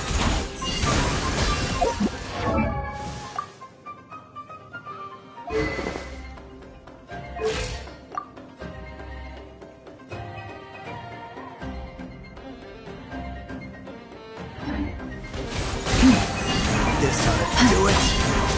Think you can bully me? There is no escape! Now you shall perish! Illusion shattered! You're pretty sharp. You'll pay for this. Mark my words. Hey, if you're so tough, get back here and put him up! Huh. Guess all they're good for is running away. I'm so sorry. You've had to put up with far too much unpleasantness today. Come on, it's not your fault. We don't like bullies like them either. But still, they mentioned a relic in Kutar. What exactly could they be after? Oh yeah, so this might not be the best time to bring this up, but we kinda have a favor to ask of you, Lama.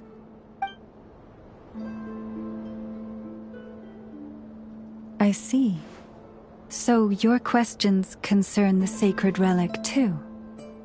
Please, do not hesitate to speak your mind. Unlike those insolent intruders, you walk in the moonlight with open hearts.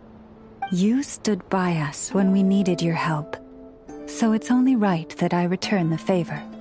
But let us continue this conversation somewhere more fitting.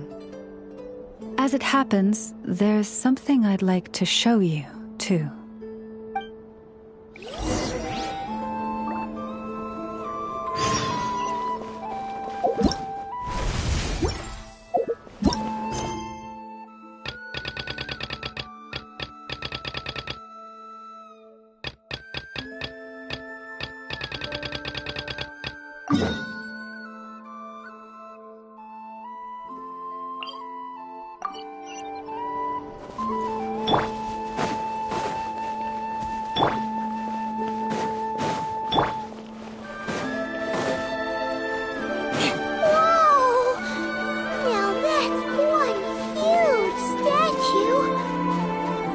This is the statue of our goddess, the Moon Maiden Kuthar.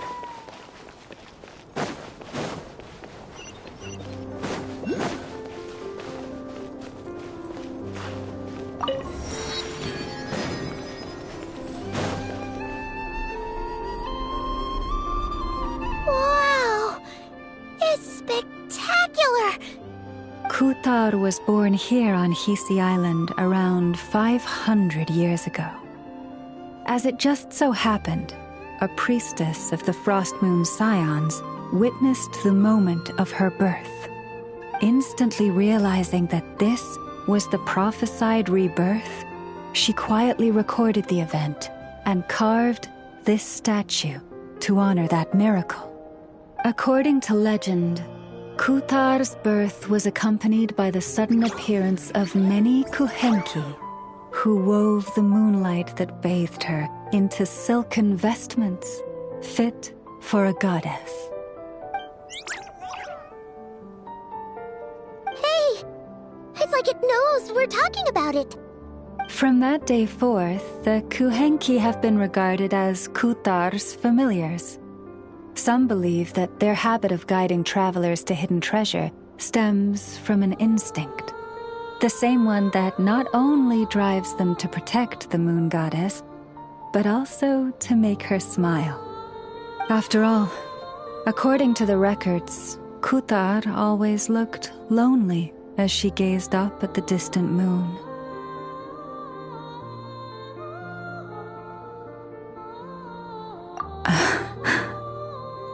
Kuthar left Hisi Island before I was even born.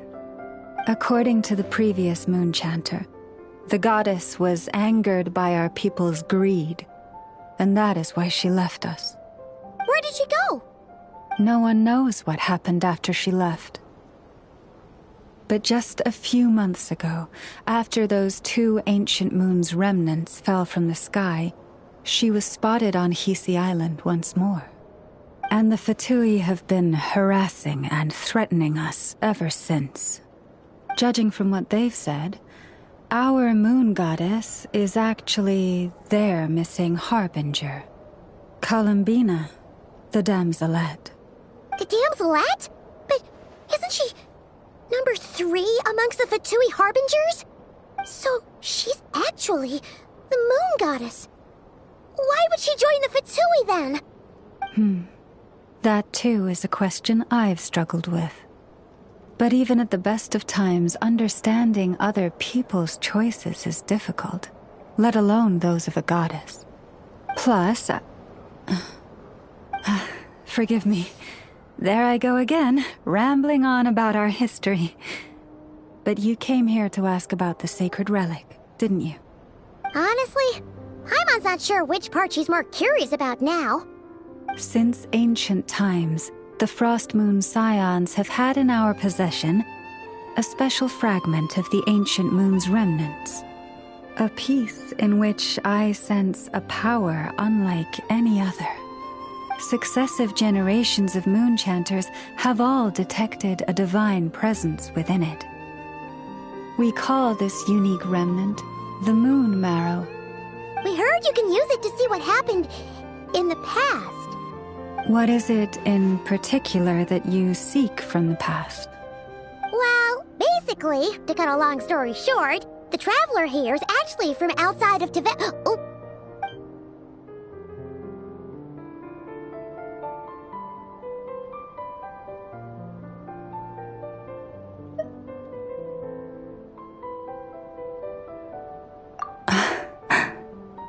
Thank you. Your honesty is a sign of your trust, both in me and the Frost Moon Scions. Unfortunately, though, I won't be able to use the moon marrow to shed light on your past just yet. Our people revere the moon marrow as a sacred relic. I'm only permitted to retrieve it from the secret chamber in which it is hidden once a year, on Moon Prayer Night. Oh, really? So, when's the next Moon Prayer Night? Judging from the tides this evening, a little less than 2 months. Huh? Does that mean the date changes every year? The ceremony is held on the night when the moon is closest to Tevat. This is also when Nodcry's Kuvaki reaches its peak. Only then can the seal on the secret chamber be lifted. Oh, guess we've got no choice but to wait. I am truly sorry that I cannot help you sooner. But, as the Moon Chanter, I swear that I will do everything I can to help you find the answers you seek. Think nothing of it. After all you've done for us, you deserve nothing less. Who'd have thought today was only our first day in Nodcry? Feels like so much has happened already. If I may be so bold, what does family mean to you?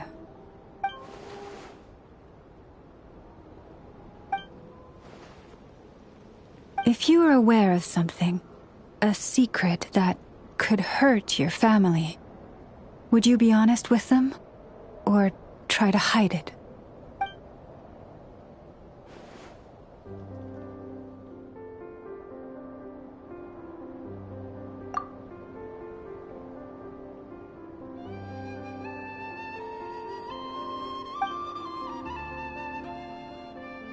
Oh, I'm so sorry. That was a strange question. I didn't mean to put you on the spot. I guess I've just never met anyone with a story quite like yours before. I just suddenly had the urge to ask. It's getting late, and you two must be rather tired too. Would you like to stay the night here on Hisi Island? I can have someone prepare some lodgings. Oh, that's all right. We've already got a room back at the flagship as it happens. Speaking of which, if you ever need us, feel free to come knocking. Do you need me to show you the way back? No worries. It's quite a way, and you should get some rest too, Lauma. We'll make sure to be careful. Understood. Then I won't keep you. May your first night in Nodcry pass in stillness and peace.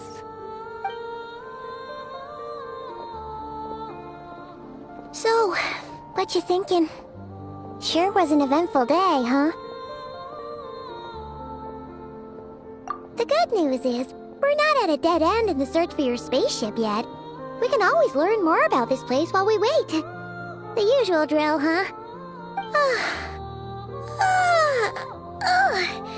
Paimon's really getting sleepy now. If she gets too tired to fly back, you carry her, okay?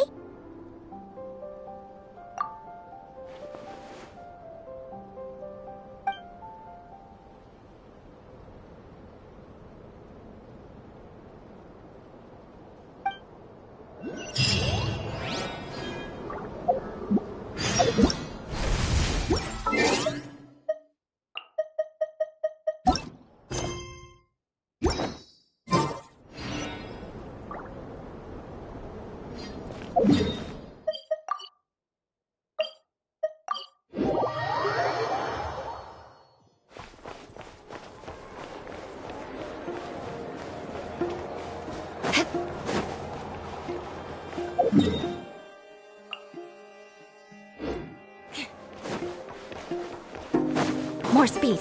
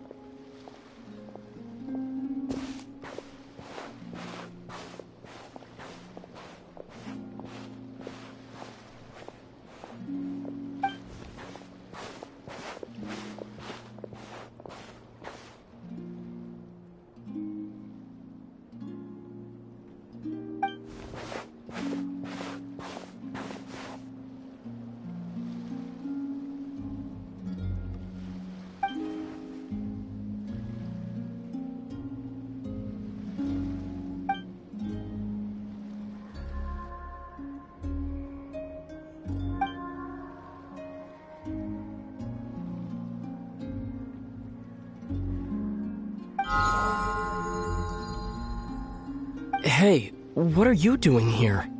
These flowers. I remember. When you first appeared, there were flowers like this all around you.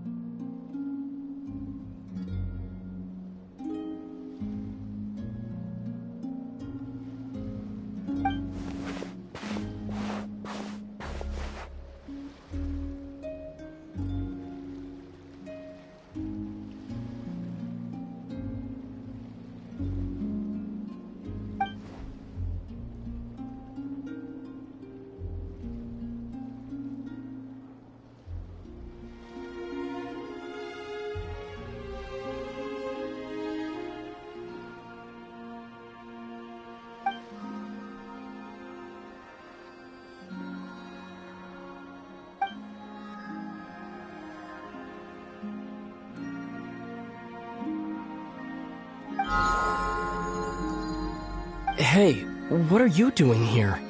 These flowers. I remember. When you first appeared, there were flowers like this all around you.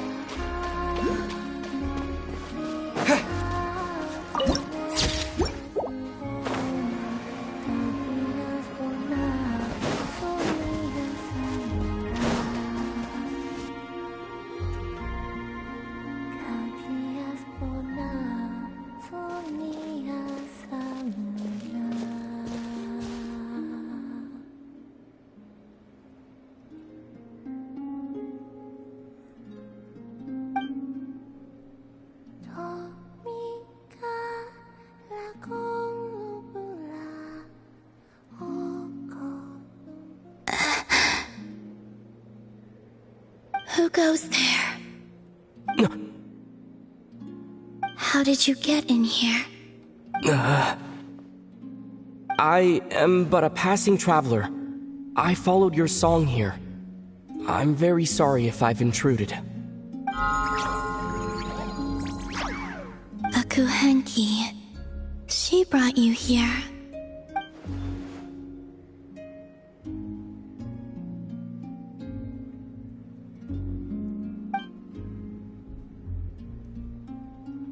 May I ask, are you the one they call Kutar?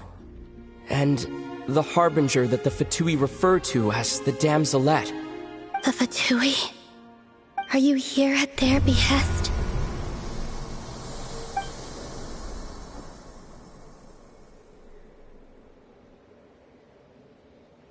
Please, don't get me wrong. I have no intention of doing anything for the Fatui. I just wanted to ask you about Nodcry and the moons. The moons? Do not believe in what you can see. What truly matters is what you cannot.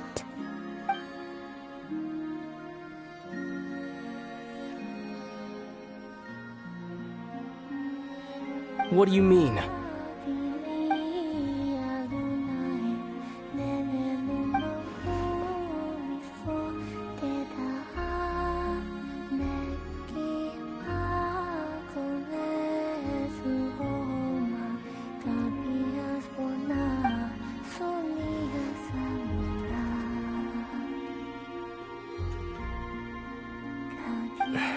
Listen, I'm the Traveler. I'm on a journey through the nations of Teyvat. Hello.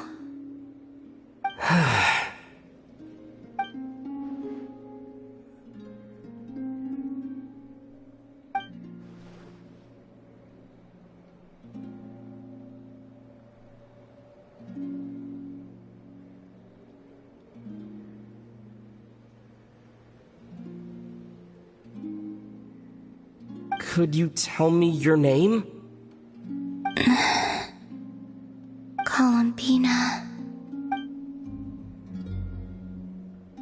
Kutar. The Damselette. The moon goddess. Pick whichever takes your fancy. I do not know my own name.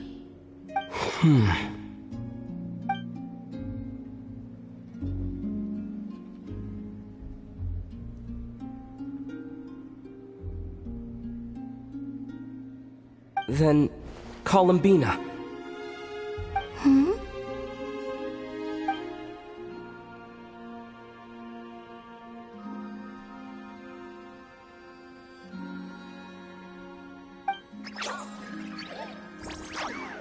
This Kuhenki, this Lanatar, did you bring her into being?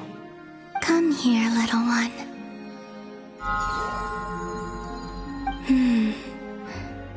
The trace of a blessing, but not one of mine.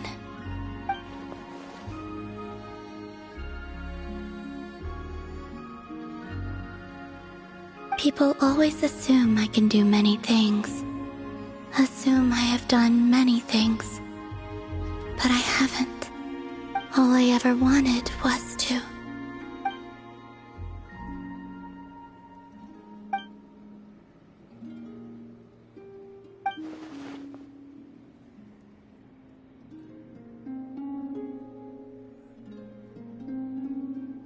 It's about time I got going.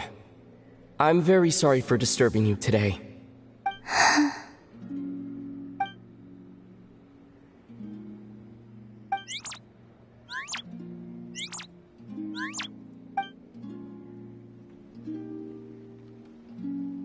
Columbina, that Kuhenki. Oh, you're leaving?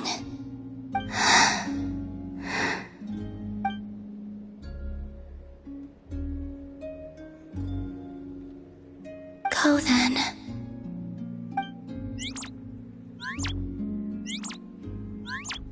Goodbye. Take care. The moon can be treacherous.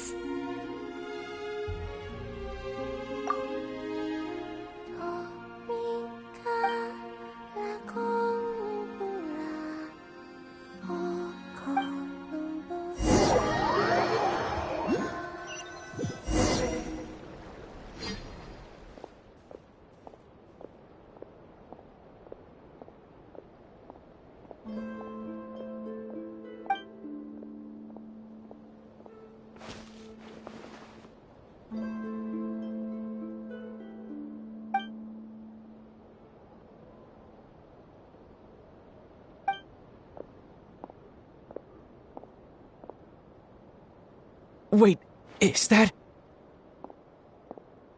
Lumine?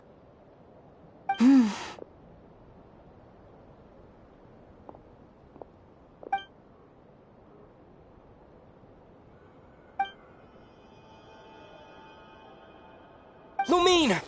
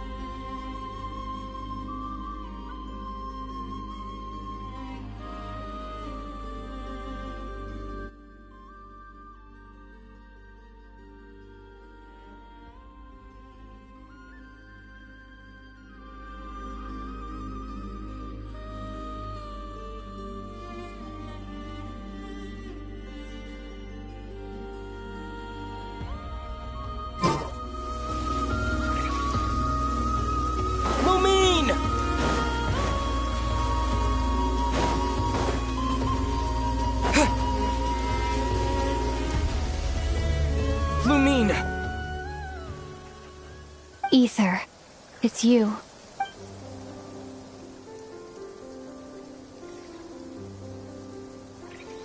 Why are you here on Hisi Island? If I told you I was here in search of the Frost Moon Scion's sacred relic, what would you think?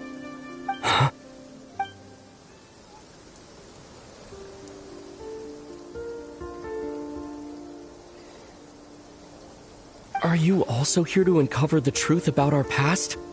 That's right. What happened to us in the past, how we came to Teyvat, why our spaceship crashed here. There are things I want to know too. But I'm not about to sit around waiting for another 2 months to find out. Wait! Wait? But I still have unfinished business.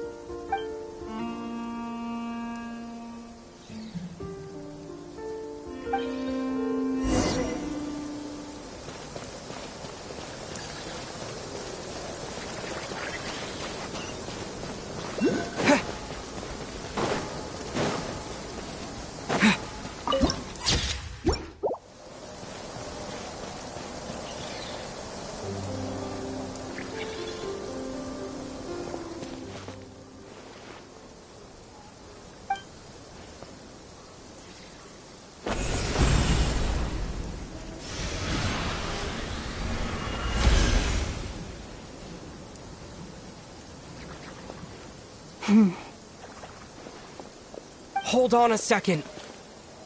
What's wrong? That's the Frost Moon Scion's sacred relic. We can't just... Use it to get to the bottom of all this? We should at least get their permission. You barely even know her, yet already you hold that moon chanter in such high trust? What do you mean? She told you that the seal can only be broken on Moon Prayer Night, when the flow of Kubaki is at its peak, yes? You heard all that? Watch this. Huh? But... Get it now? She's been stalling for time. As long as the statue's base is imbued with sufficient power, the secret chamber can be opened at any time.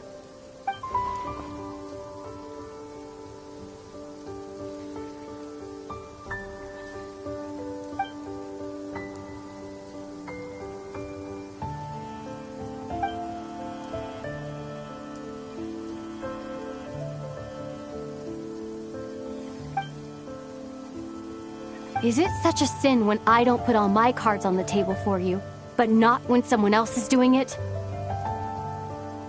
It's not like that. Is it? Lumine, you've got it all wrong. This whole time, I've wanted to ask you, what happened to make you like this?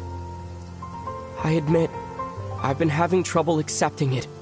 But after all this time apart, I've finally come to terms with who you are. Willful side and all.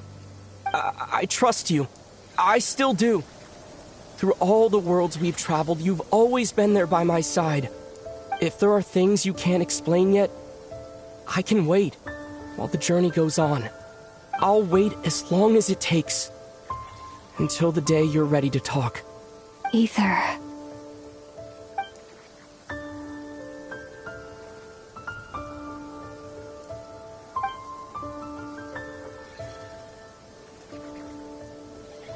I'm not looking to borrow the Moon Marrow simply because of our past.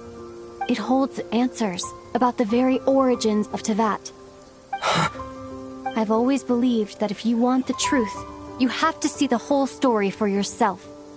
I'm not asking you to trust me, Ether. Just don't try and stop me. If this choice weighs on your heart, then let me go in alone. Forget this meeting ever took place. Bit late for that now. But maybe this is the chance I've been waiting for all along, even if it fades with the morning light. I want to go with you. You sure? Yeah. Then let's go. Lumine. It's been ages since we went on an adventure together. I can't wait. Really? You think I'd lie to my big bro?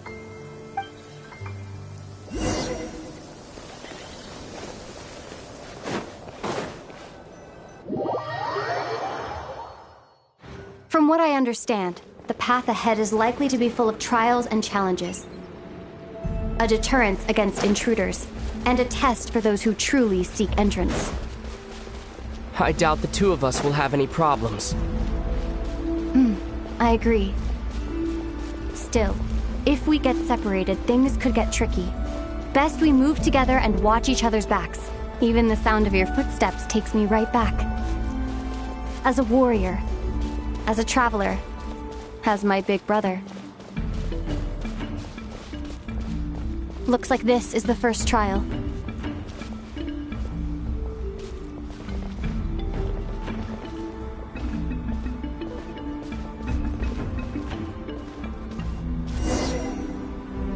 Ether, do you understand how Kuvaki works?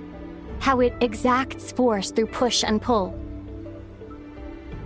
Okay, I'll leave it to you then.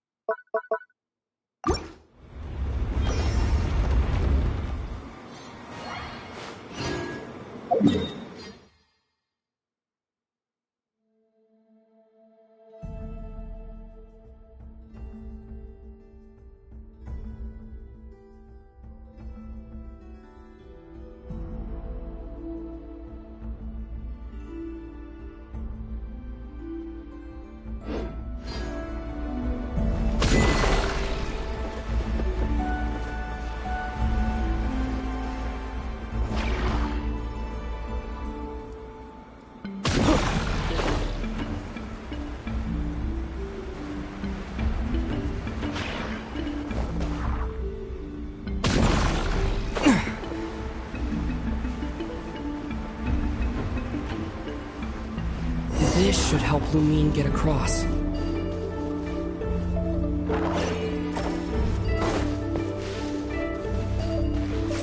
Lumine!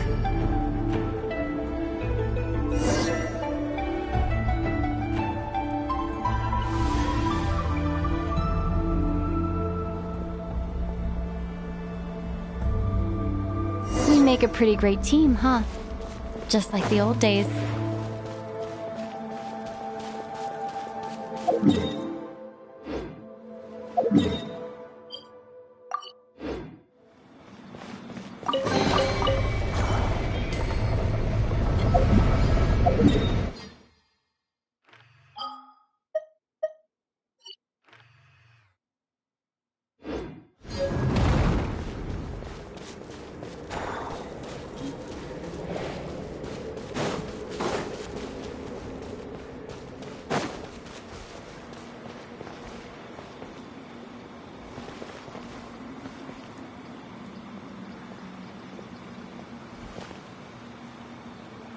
A wide open space.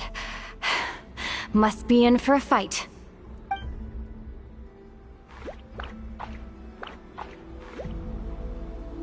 Was that it? What a letdown.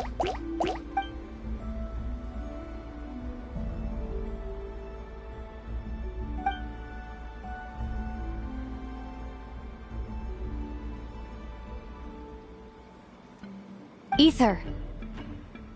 What is it? Why are you looking at me like that? Those enemies were weak, were they not? Maybe it's because the trial's only just begun. Actually, I've got an idea. Why don't we have ourselves a little friendly competition? Let's see if your journey has made you rusty. You're on.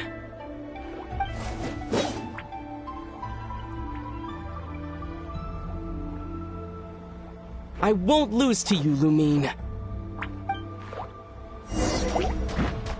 If memory serves, I used to come out on top more often than not.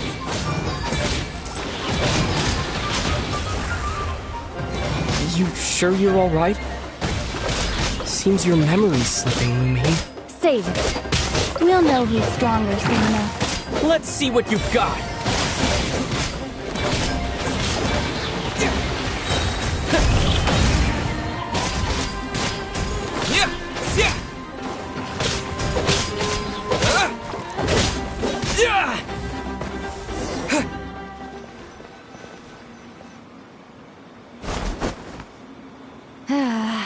Fine. You win. Didn't feel like you really wanted it anyway. Going all out in a place like this? Sounds like overkill to me.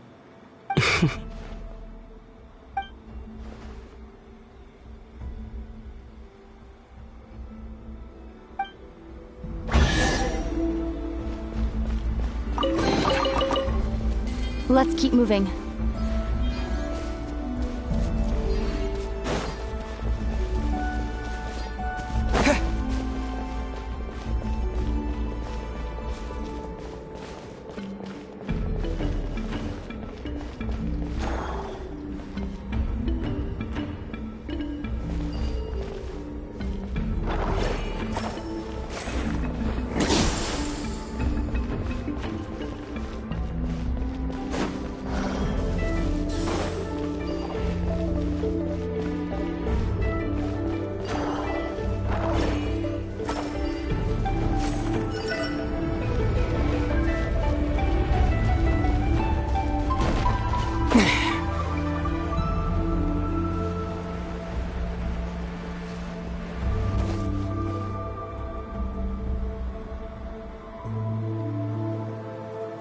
What is this place? No sign of any monsters. Feels like a ritual site. But something's missing. It's ahead. Inside that thing that looks like a mirror. I can feel it. But maybe it's sealed within. Can you open it using Kuvaki? Apparently not. Do you think it might have something to do with the Frost Moon Scion's bloodline? Lumine? If this is about strength of blood, what could possibly stop us? Let me give it a try. Why don't you check around for other clues? Sure.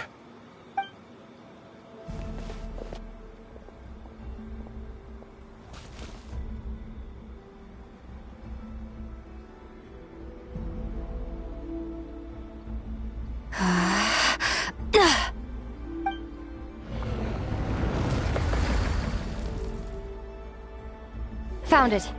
This should do the trick. Okay.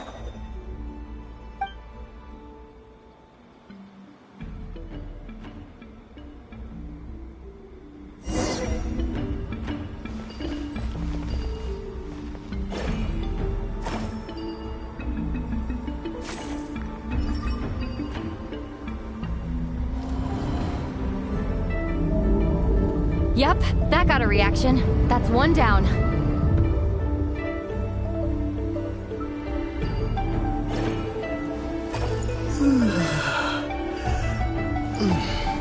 Nicely done.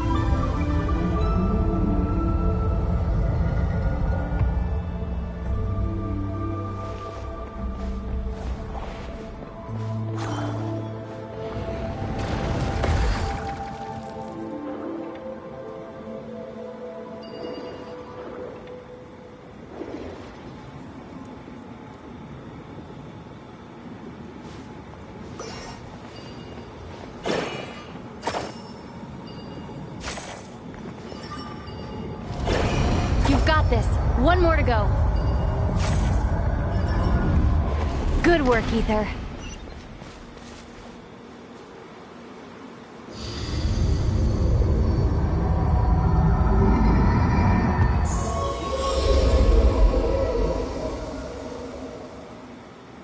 The door's open. Come. We must be close.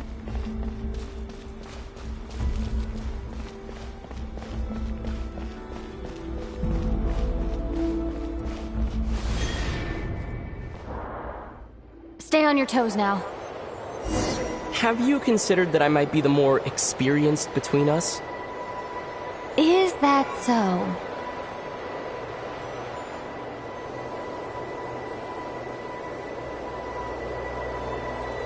So, will you be heading off again after we're done here? Maybe, maybe not. Another cryptic response.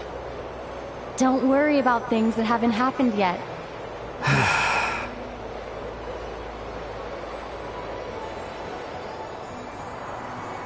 At the end of all this, what do you think we'll find?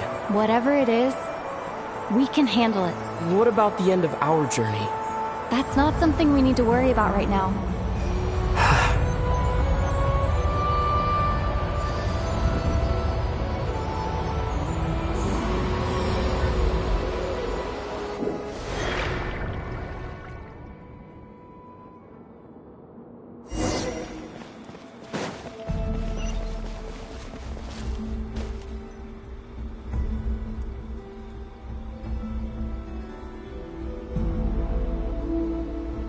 Looks like the final trial is just up ahead.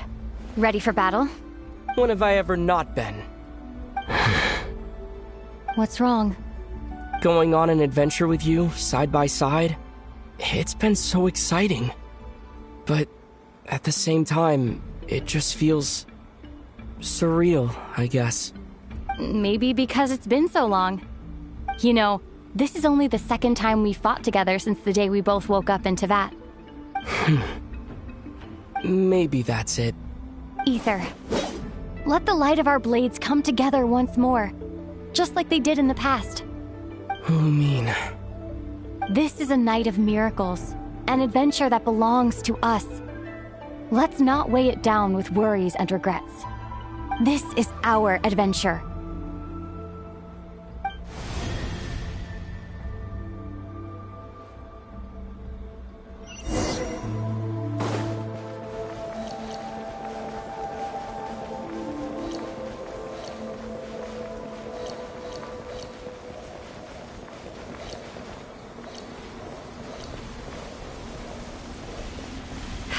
Here goes nothing. Prepare for battle. Stay focused! Dodge its attack!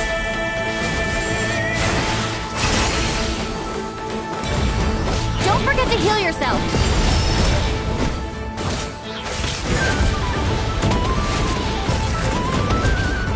Now's our chance!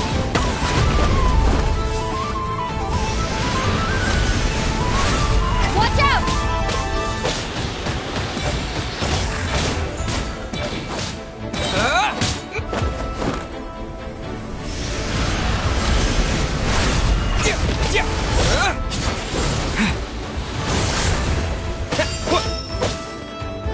Stay focused! Dodge its attacks!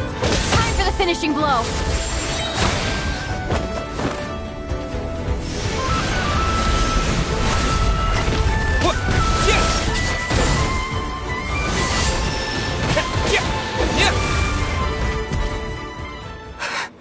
It's over.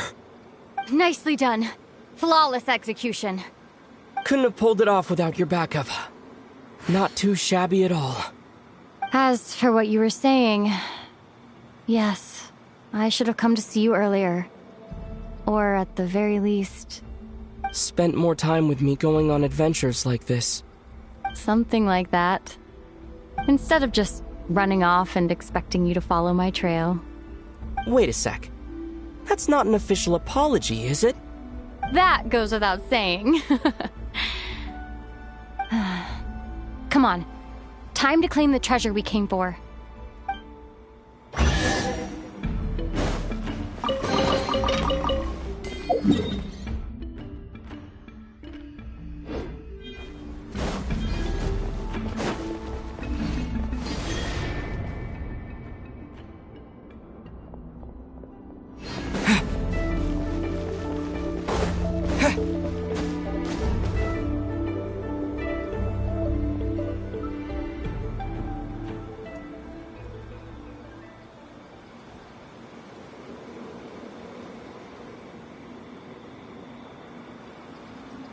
So this is the Moon Marrow.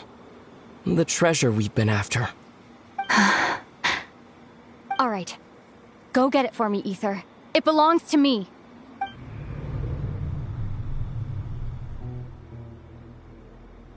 What's wrong, Ether? After everything we've just been through, you still don't trust me?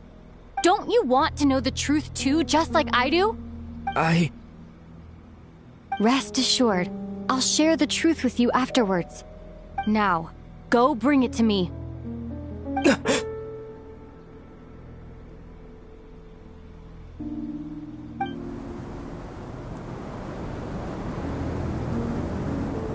What's going on? Where did this fog come from?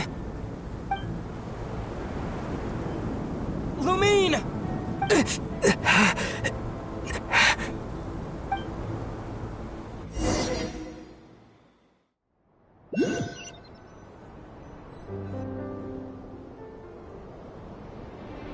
Lumine!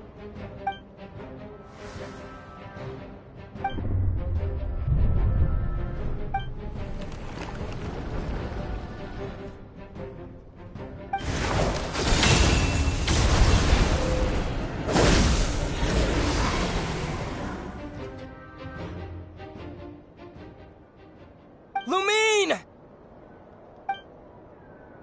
Huh? What are you doing here? Yes, we ran into each other at the flagship this afternoon. I'm honored you still remember. Are you looking for something here?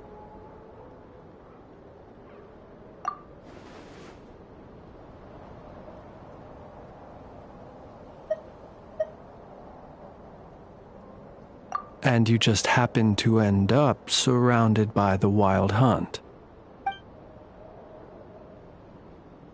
Sorry, I did not intend to come off as pointing fingers.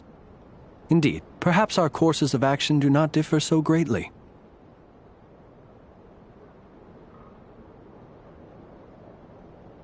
Not exactly. We Lightkeepers are accustomed to patrolling at night. A long-held tradition, you understand. I was just passing by when I noticed that the Wild Hunt had struck. So I simply did what I am duty-bound to do. As a matter of fact, I just saw someone leaving in quite the hurry. Was that your companion?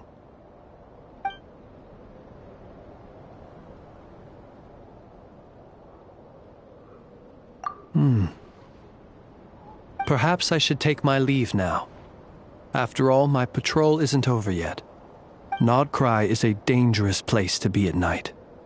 I'd advise that you head back soon as well.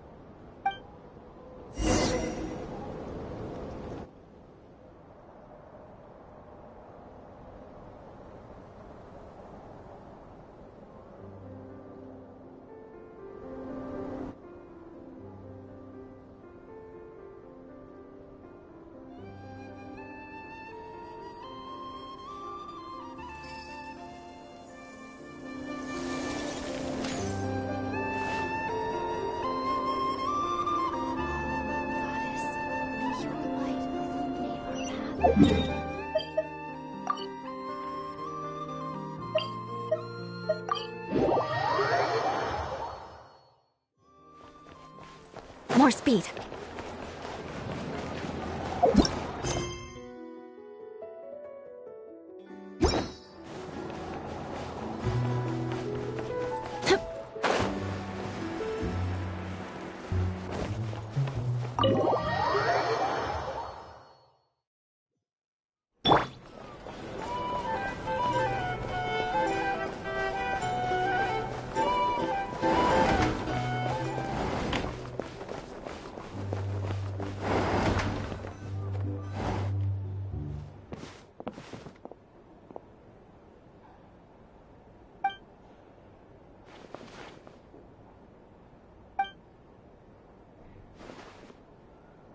Woke up and saw you were gone, so she made you a cup of berry juice to help you sleep.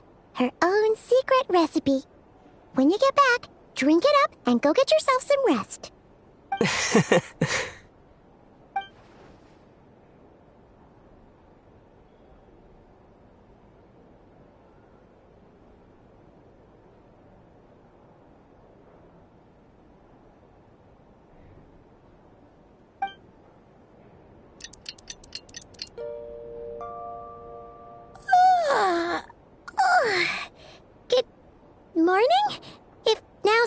this morning. When did you get back last night? Did you sleep well?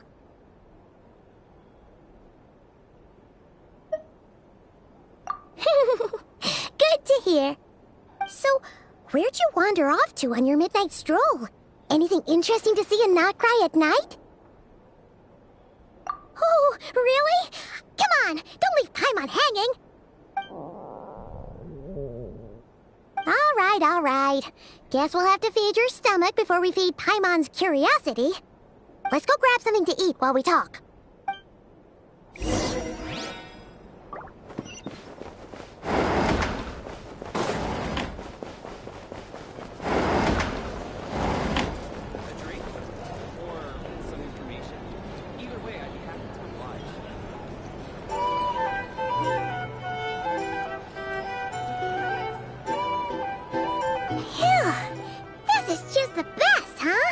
Free food, free lodgings. This park is friend for life material, that's for sure. Hey, did you hear what happened? Hear about what? You know, all that commotion over at the Frost Moon Scions. Crazy, huh? Huh? What happened? See what I mean? Completely oblivious to what's going on around you. The sacred relic of theirs. It's been stolen. Hey, slow down. Paimon knows you're hungry, but you don't have to worry about her stealing your food. At least, not today.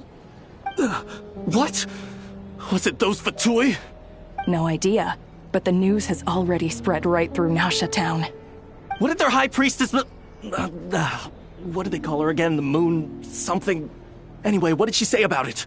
What could she say? She's the one who discovered it was missing. She was in Nasha Town first thing this morning, hoping to launch a joint investigation with the Voynich Guild. Whoa! Did you hear that? Lauma and the others, their sacred relic's been stolen! Who in Tivat would even have the nerve? Paimon bets it was that bunch of good-for-nothing, rule-breaking, troublemaking Fatui!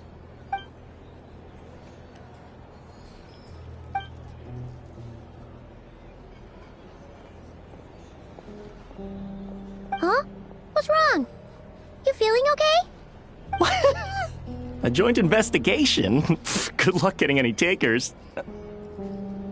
Unless there's some reward or business opportunity to sweeten the deal. Same thoughts here. So just a few minutes back, she switched gears and headed over to the one place that might actually be able to solve this. The Curatorium of Secrets.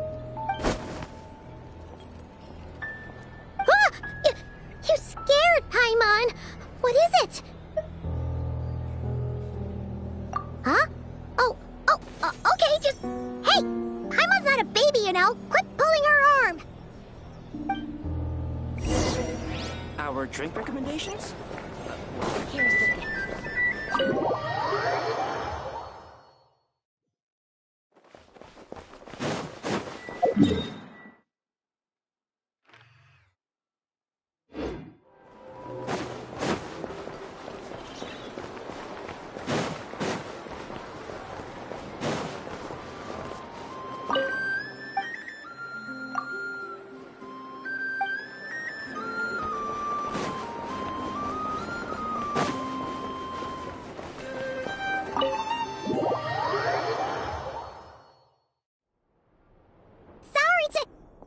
Huh? There's no one here. But didn't they just say Lauma came this way a few minutes ago? No one except for a cat watching over the front desk. Excuse meow? Are we supposed to check in here?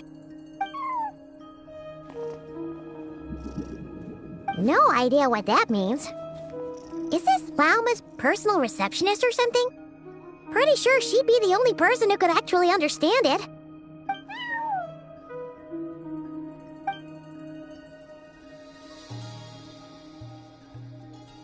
Huh? It's heading into that room! But why not? Like I told you already, that's just can be claimed.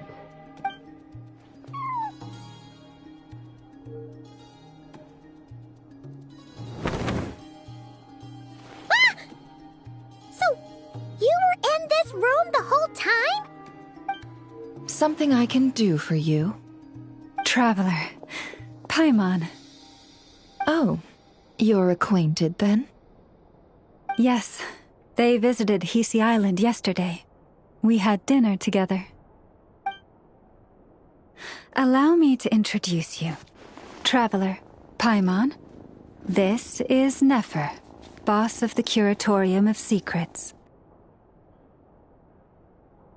Pleasure to meet you. They are travelers who arrived in Nodcry just yesterday. Greeted by the birds and beasts of this land, they are kind-hearted souls who walk in the moonlight's glow.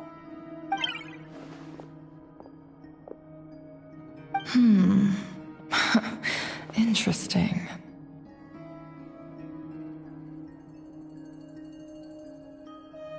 Thank you, Lauma, but you need not have introduced them. They are great heroes, renowned throughout the nations beyond our borders. Oh, really? Do not forget, I deal in information. Just because most people in Nodcry pay scant attention to foreign affairs, that does not mean the same goes for the Curatorium of Secrets. They're the heroes everyone was talking about before. The ones who saved Natlan during the Abyss crisis.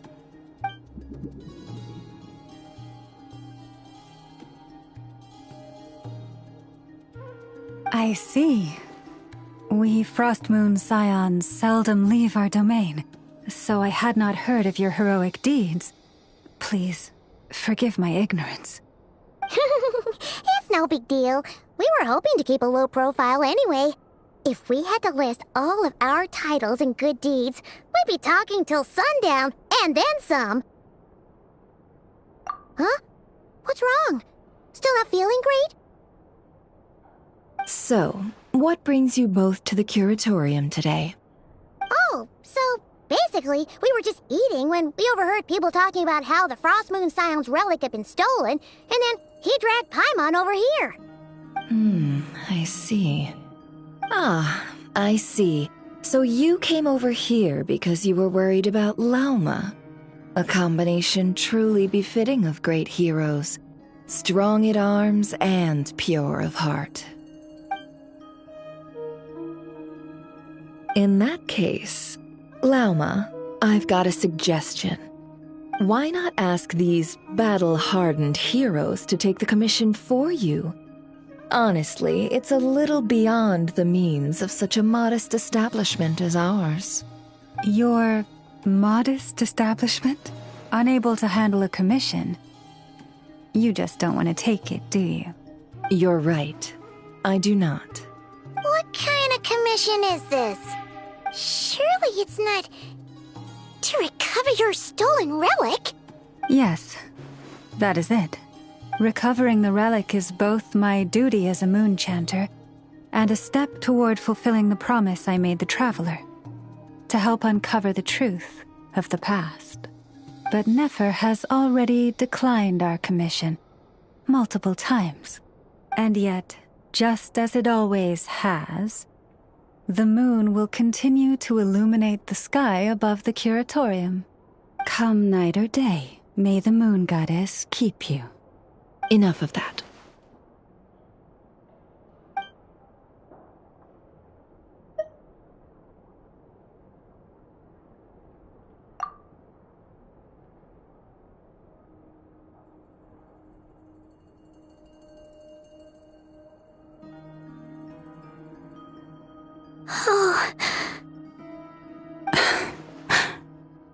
So, according to him, he never came into contact with the relic. So he suspects his sister may have taken it. I understand.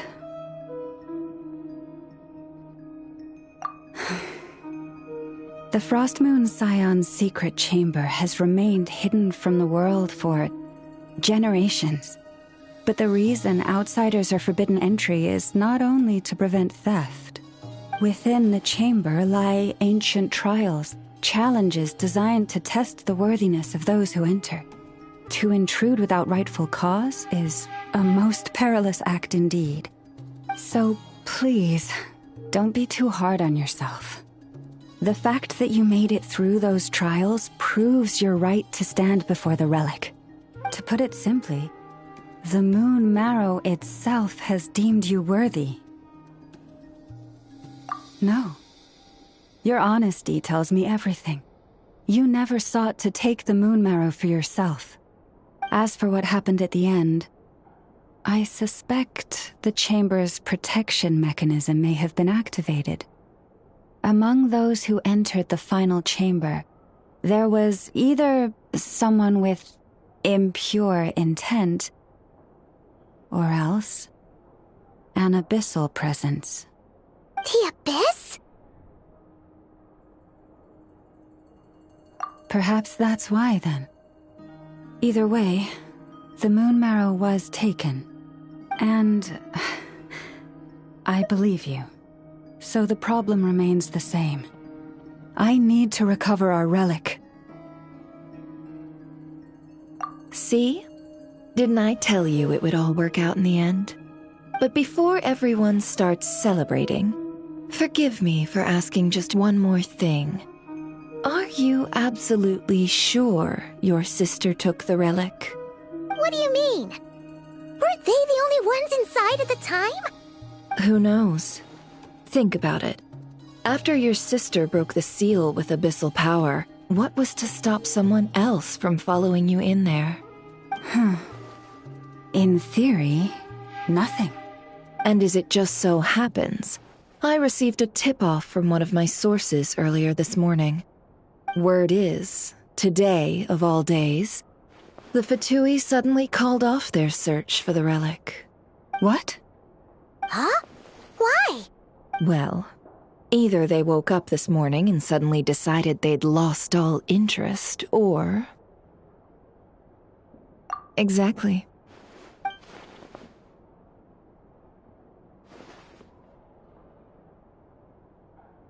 Are you wondering if your sister might be in cahoots with the Fatui? Which is why I asked, are you absolutely sure your sister took the relic? Or to put it another way, do you really know your sister?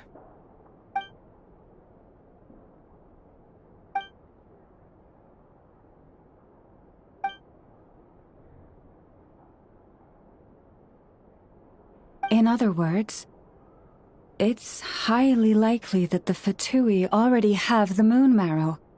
So, basically, all we need to do is find our way into that Fatui research facility, and we should be able to get to the bottom of this, right?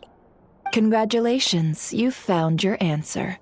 Looks like the curatorium won't need to lift a finger this time. Well, Lauma, there we are. On behalf of our long-standing cooperation and the great hero by your side, I'll waive your consultation fee. You're really not planning on helping us? I think I've helped more than enough already. If we're to stand any chance of infiltrating that facility, we'll need the help of a specialist. Just so you don't get the wrong idea, let me make myself crystal clear. The Curatorium of Secrets has always striven to abide by a policy of strict neutrality. We do not take sides with any faction in Nodcry. I cannot help the leader of the Frostmoon Scion sneak into a Fatui facility. That would make me their enemy. When one of their harbingers asked me to help them infiltrate your territory, I gave them the same answer. No. All right. I understand. But I do have one final request. I promise it's my last. It had better be. No matter who it is, I want you to help us persuade the next person who walks through that door to join us. What is she up to? You're that desperate for help? What if it's a member of the Fatui? It doesn't matter. You're welcome to tell them everything, even about our plans to infiltrate the Experimental Design Bureau. All I'm asking is for you to say one thing, just one thing to help persuade them. If you do that, I promise I won't ask you for anything else. Made up your mind? Fine. Fine, I'll play along with your little game. Besides, as long as I'm not personally involved, no one can accuse us of taking sides. Boss, I'm back!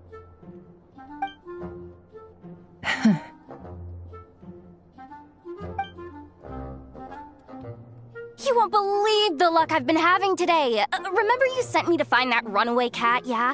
And you said I'd only be back after dark?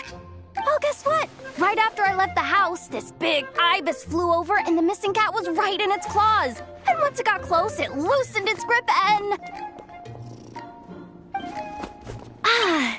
Boss, you're meeting clients. I'm so sorry. I'll get out of your way.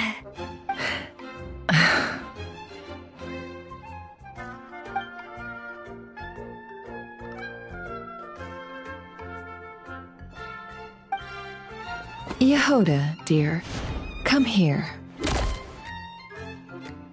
Huh? Me?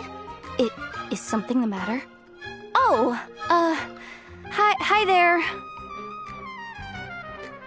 My dear Yehoda, I have a request. Yikes! Why does the boss sound so scary? Did I do something wrong? Would you be so kind as to accompany these 3 delightful clients of ours and help them infiltrate the Fatui's Kuvaki Experimental Design Bureau? What is going on here? Boss usually just says things like, hey, go do this, or you, go take care of that. Why is she being so scarily polite? And wait a sec. The Fatui's research facility?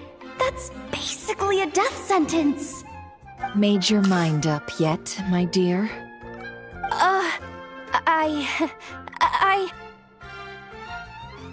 What is up with Boss today? Am I supposed to say yes to this? Or maybe it's because the mission's too risky, so she's actually looking out for me? Why is everyone looking at me like that? Is this some kind of test? I can't let the boss down. Can I? Have you made up your mind? That's... Sure, why not? Really? You really don't mind helping us? Huh? Oh, yes. I mean, no. Of course, I guess I do. Oh, thanks so much! We owe you big time!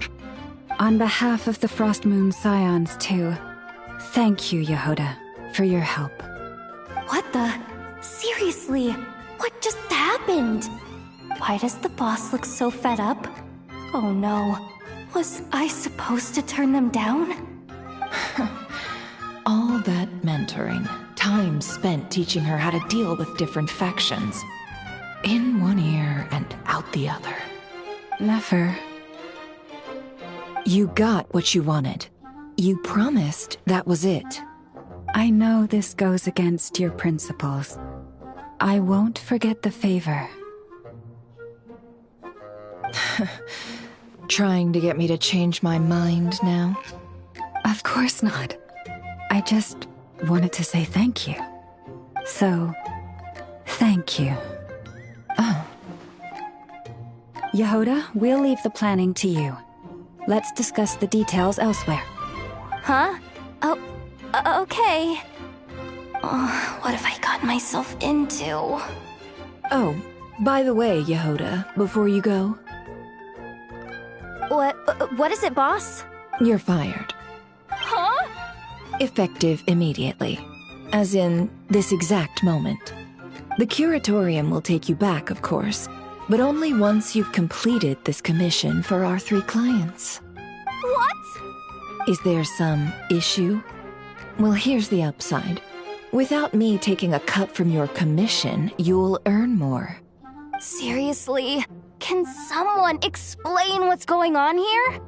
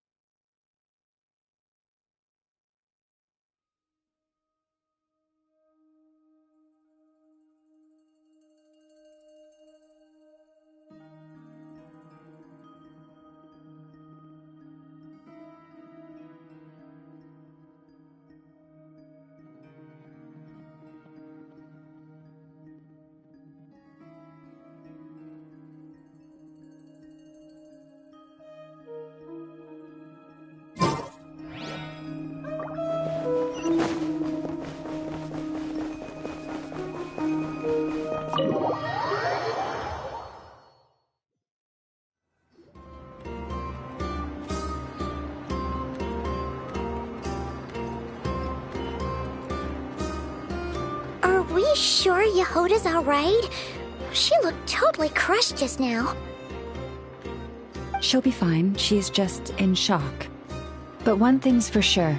The Curatorium's professional standards are beyond question.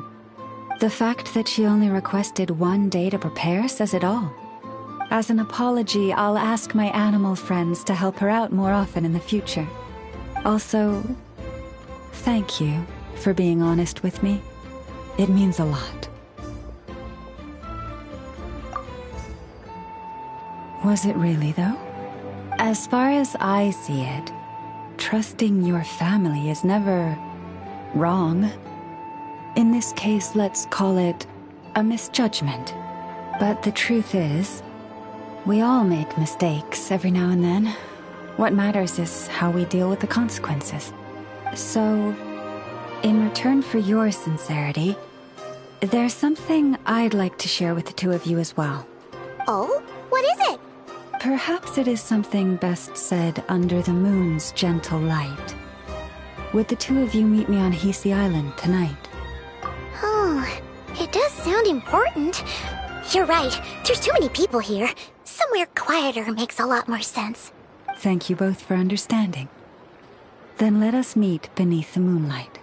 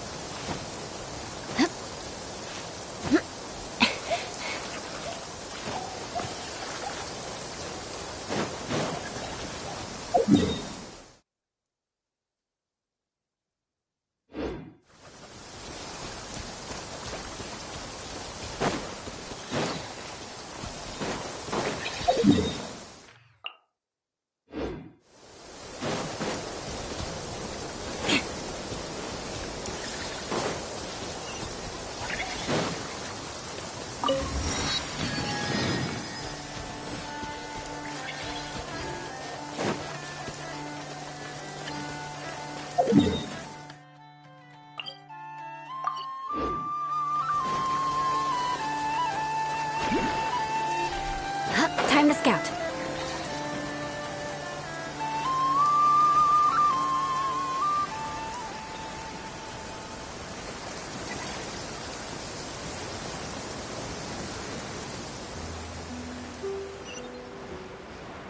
Visibility is excellent. If we head to higher ground, we can do a full recon of enemy activity in the area.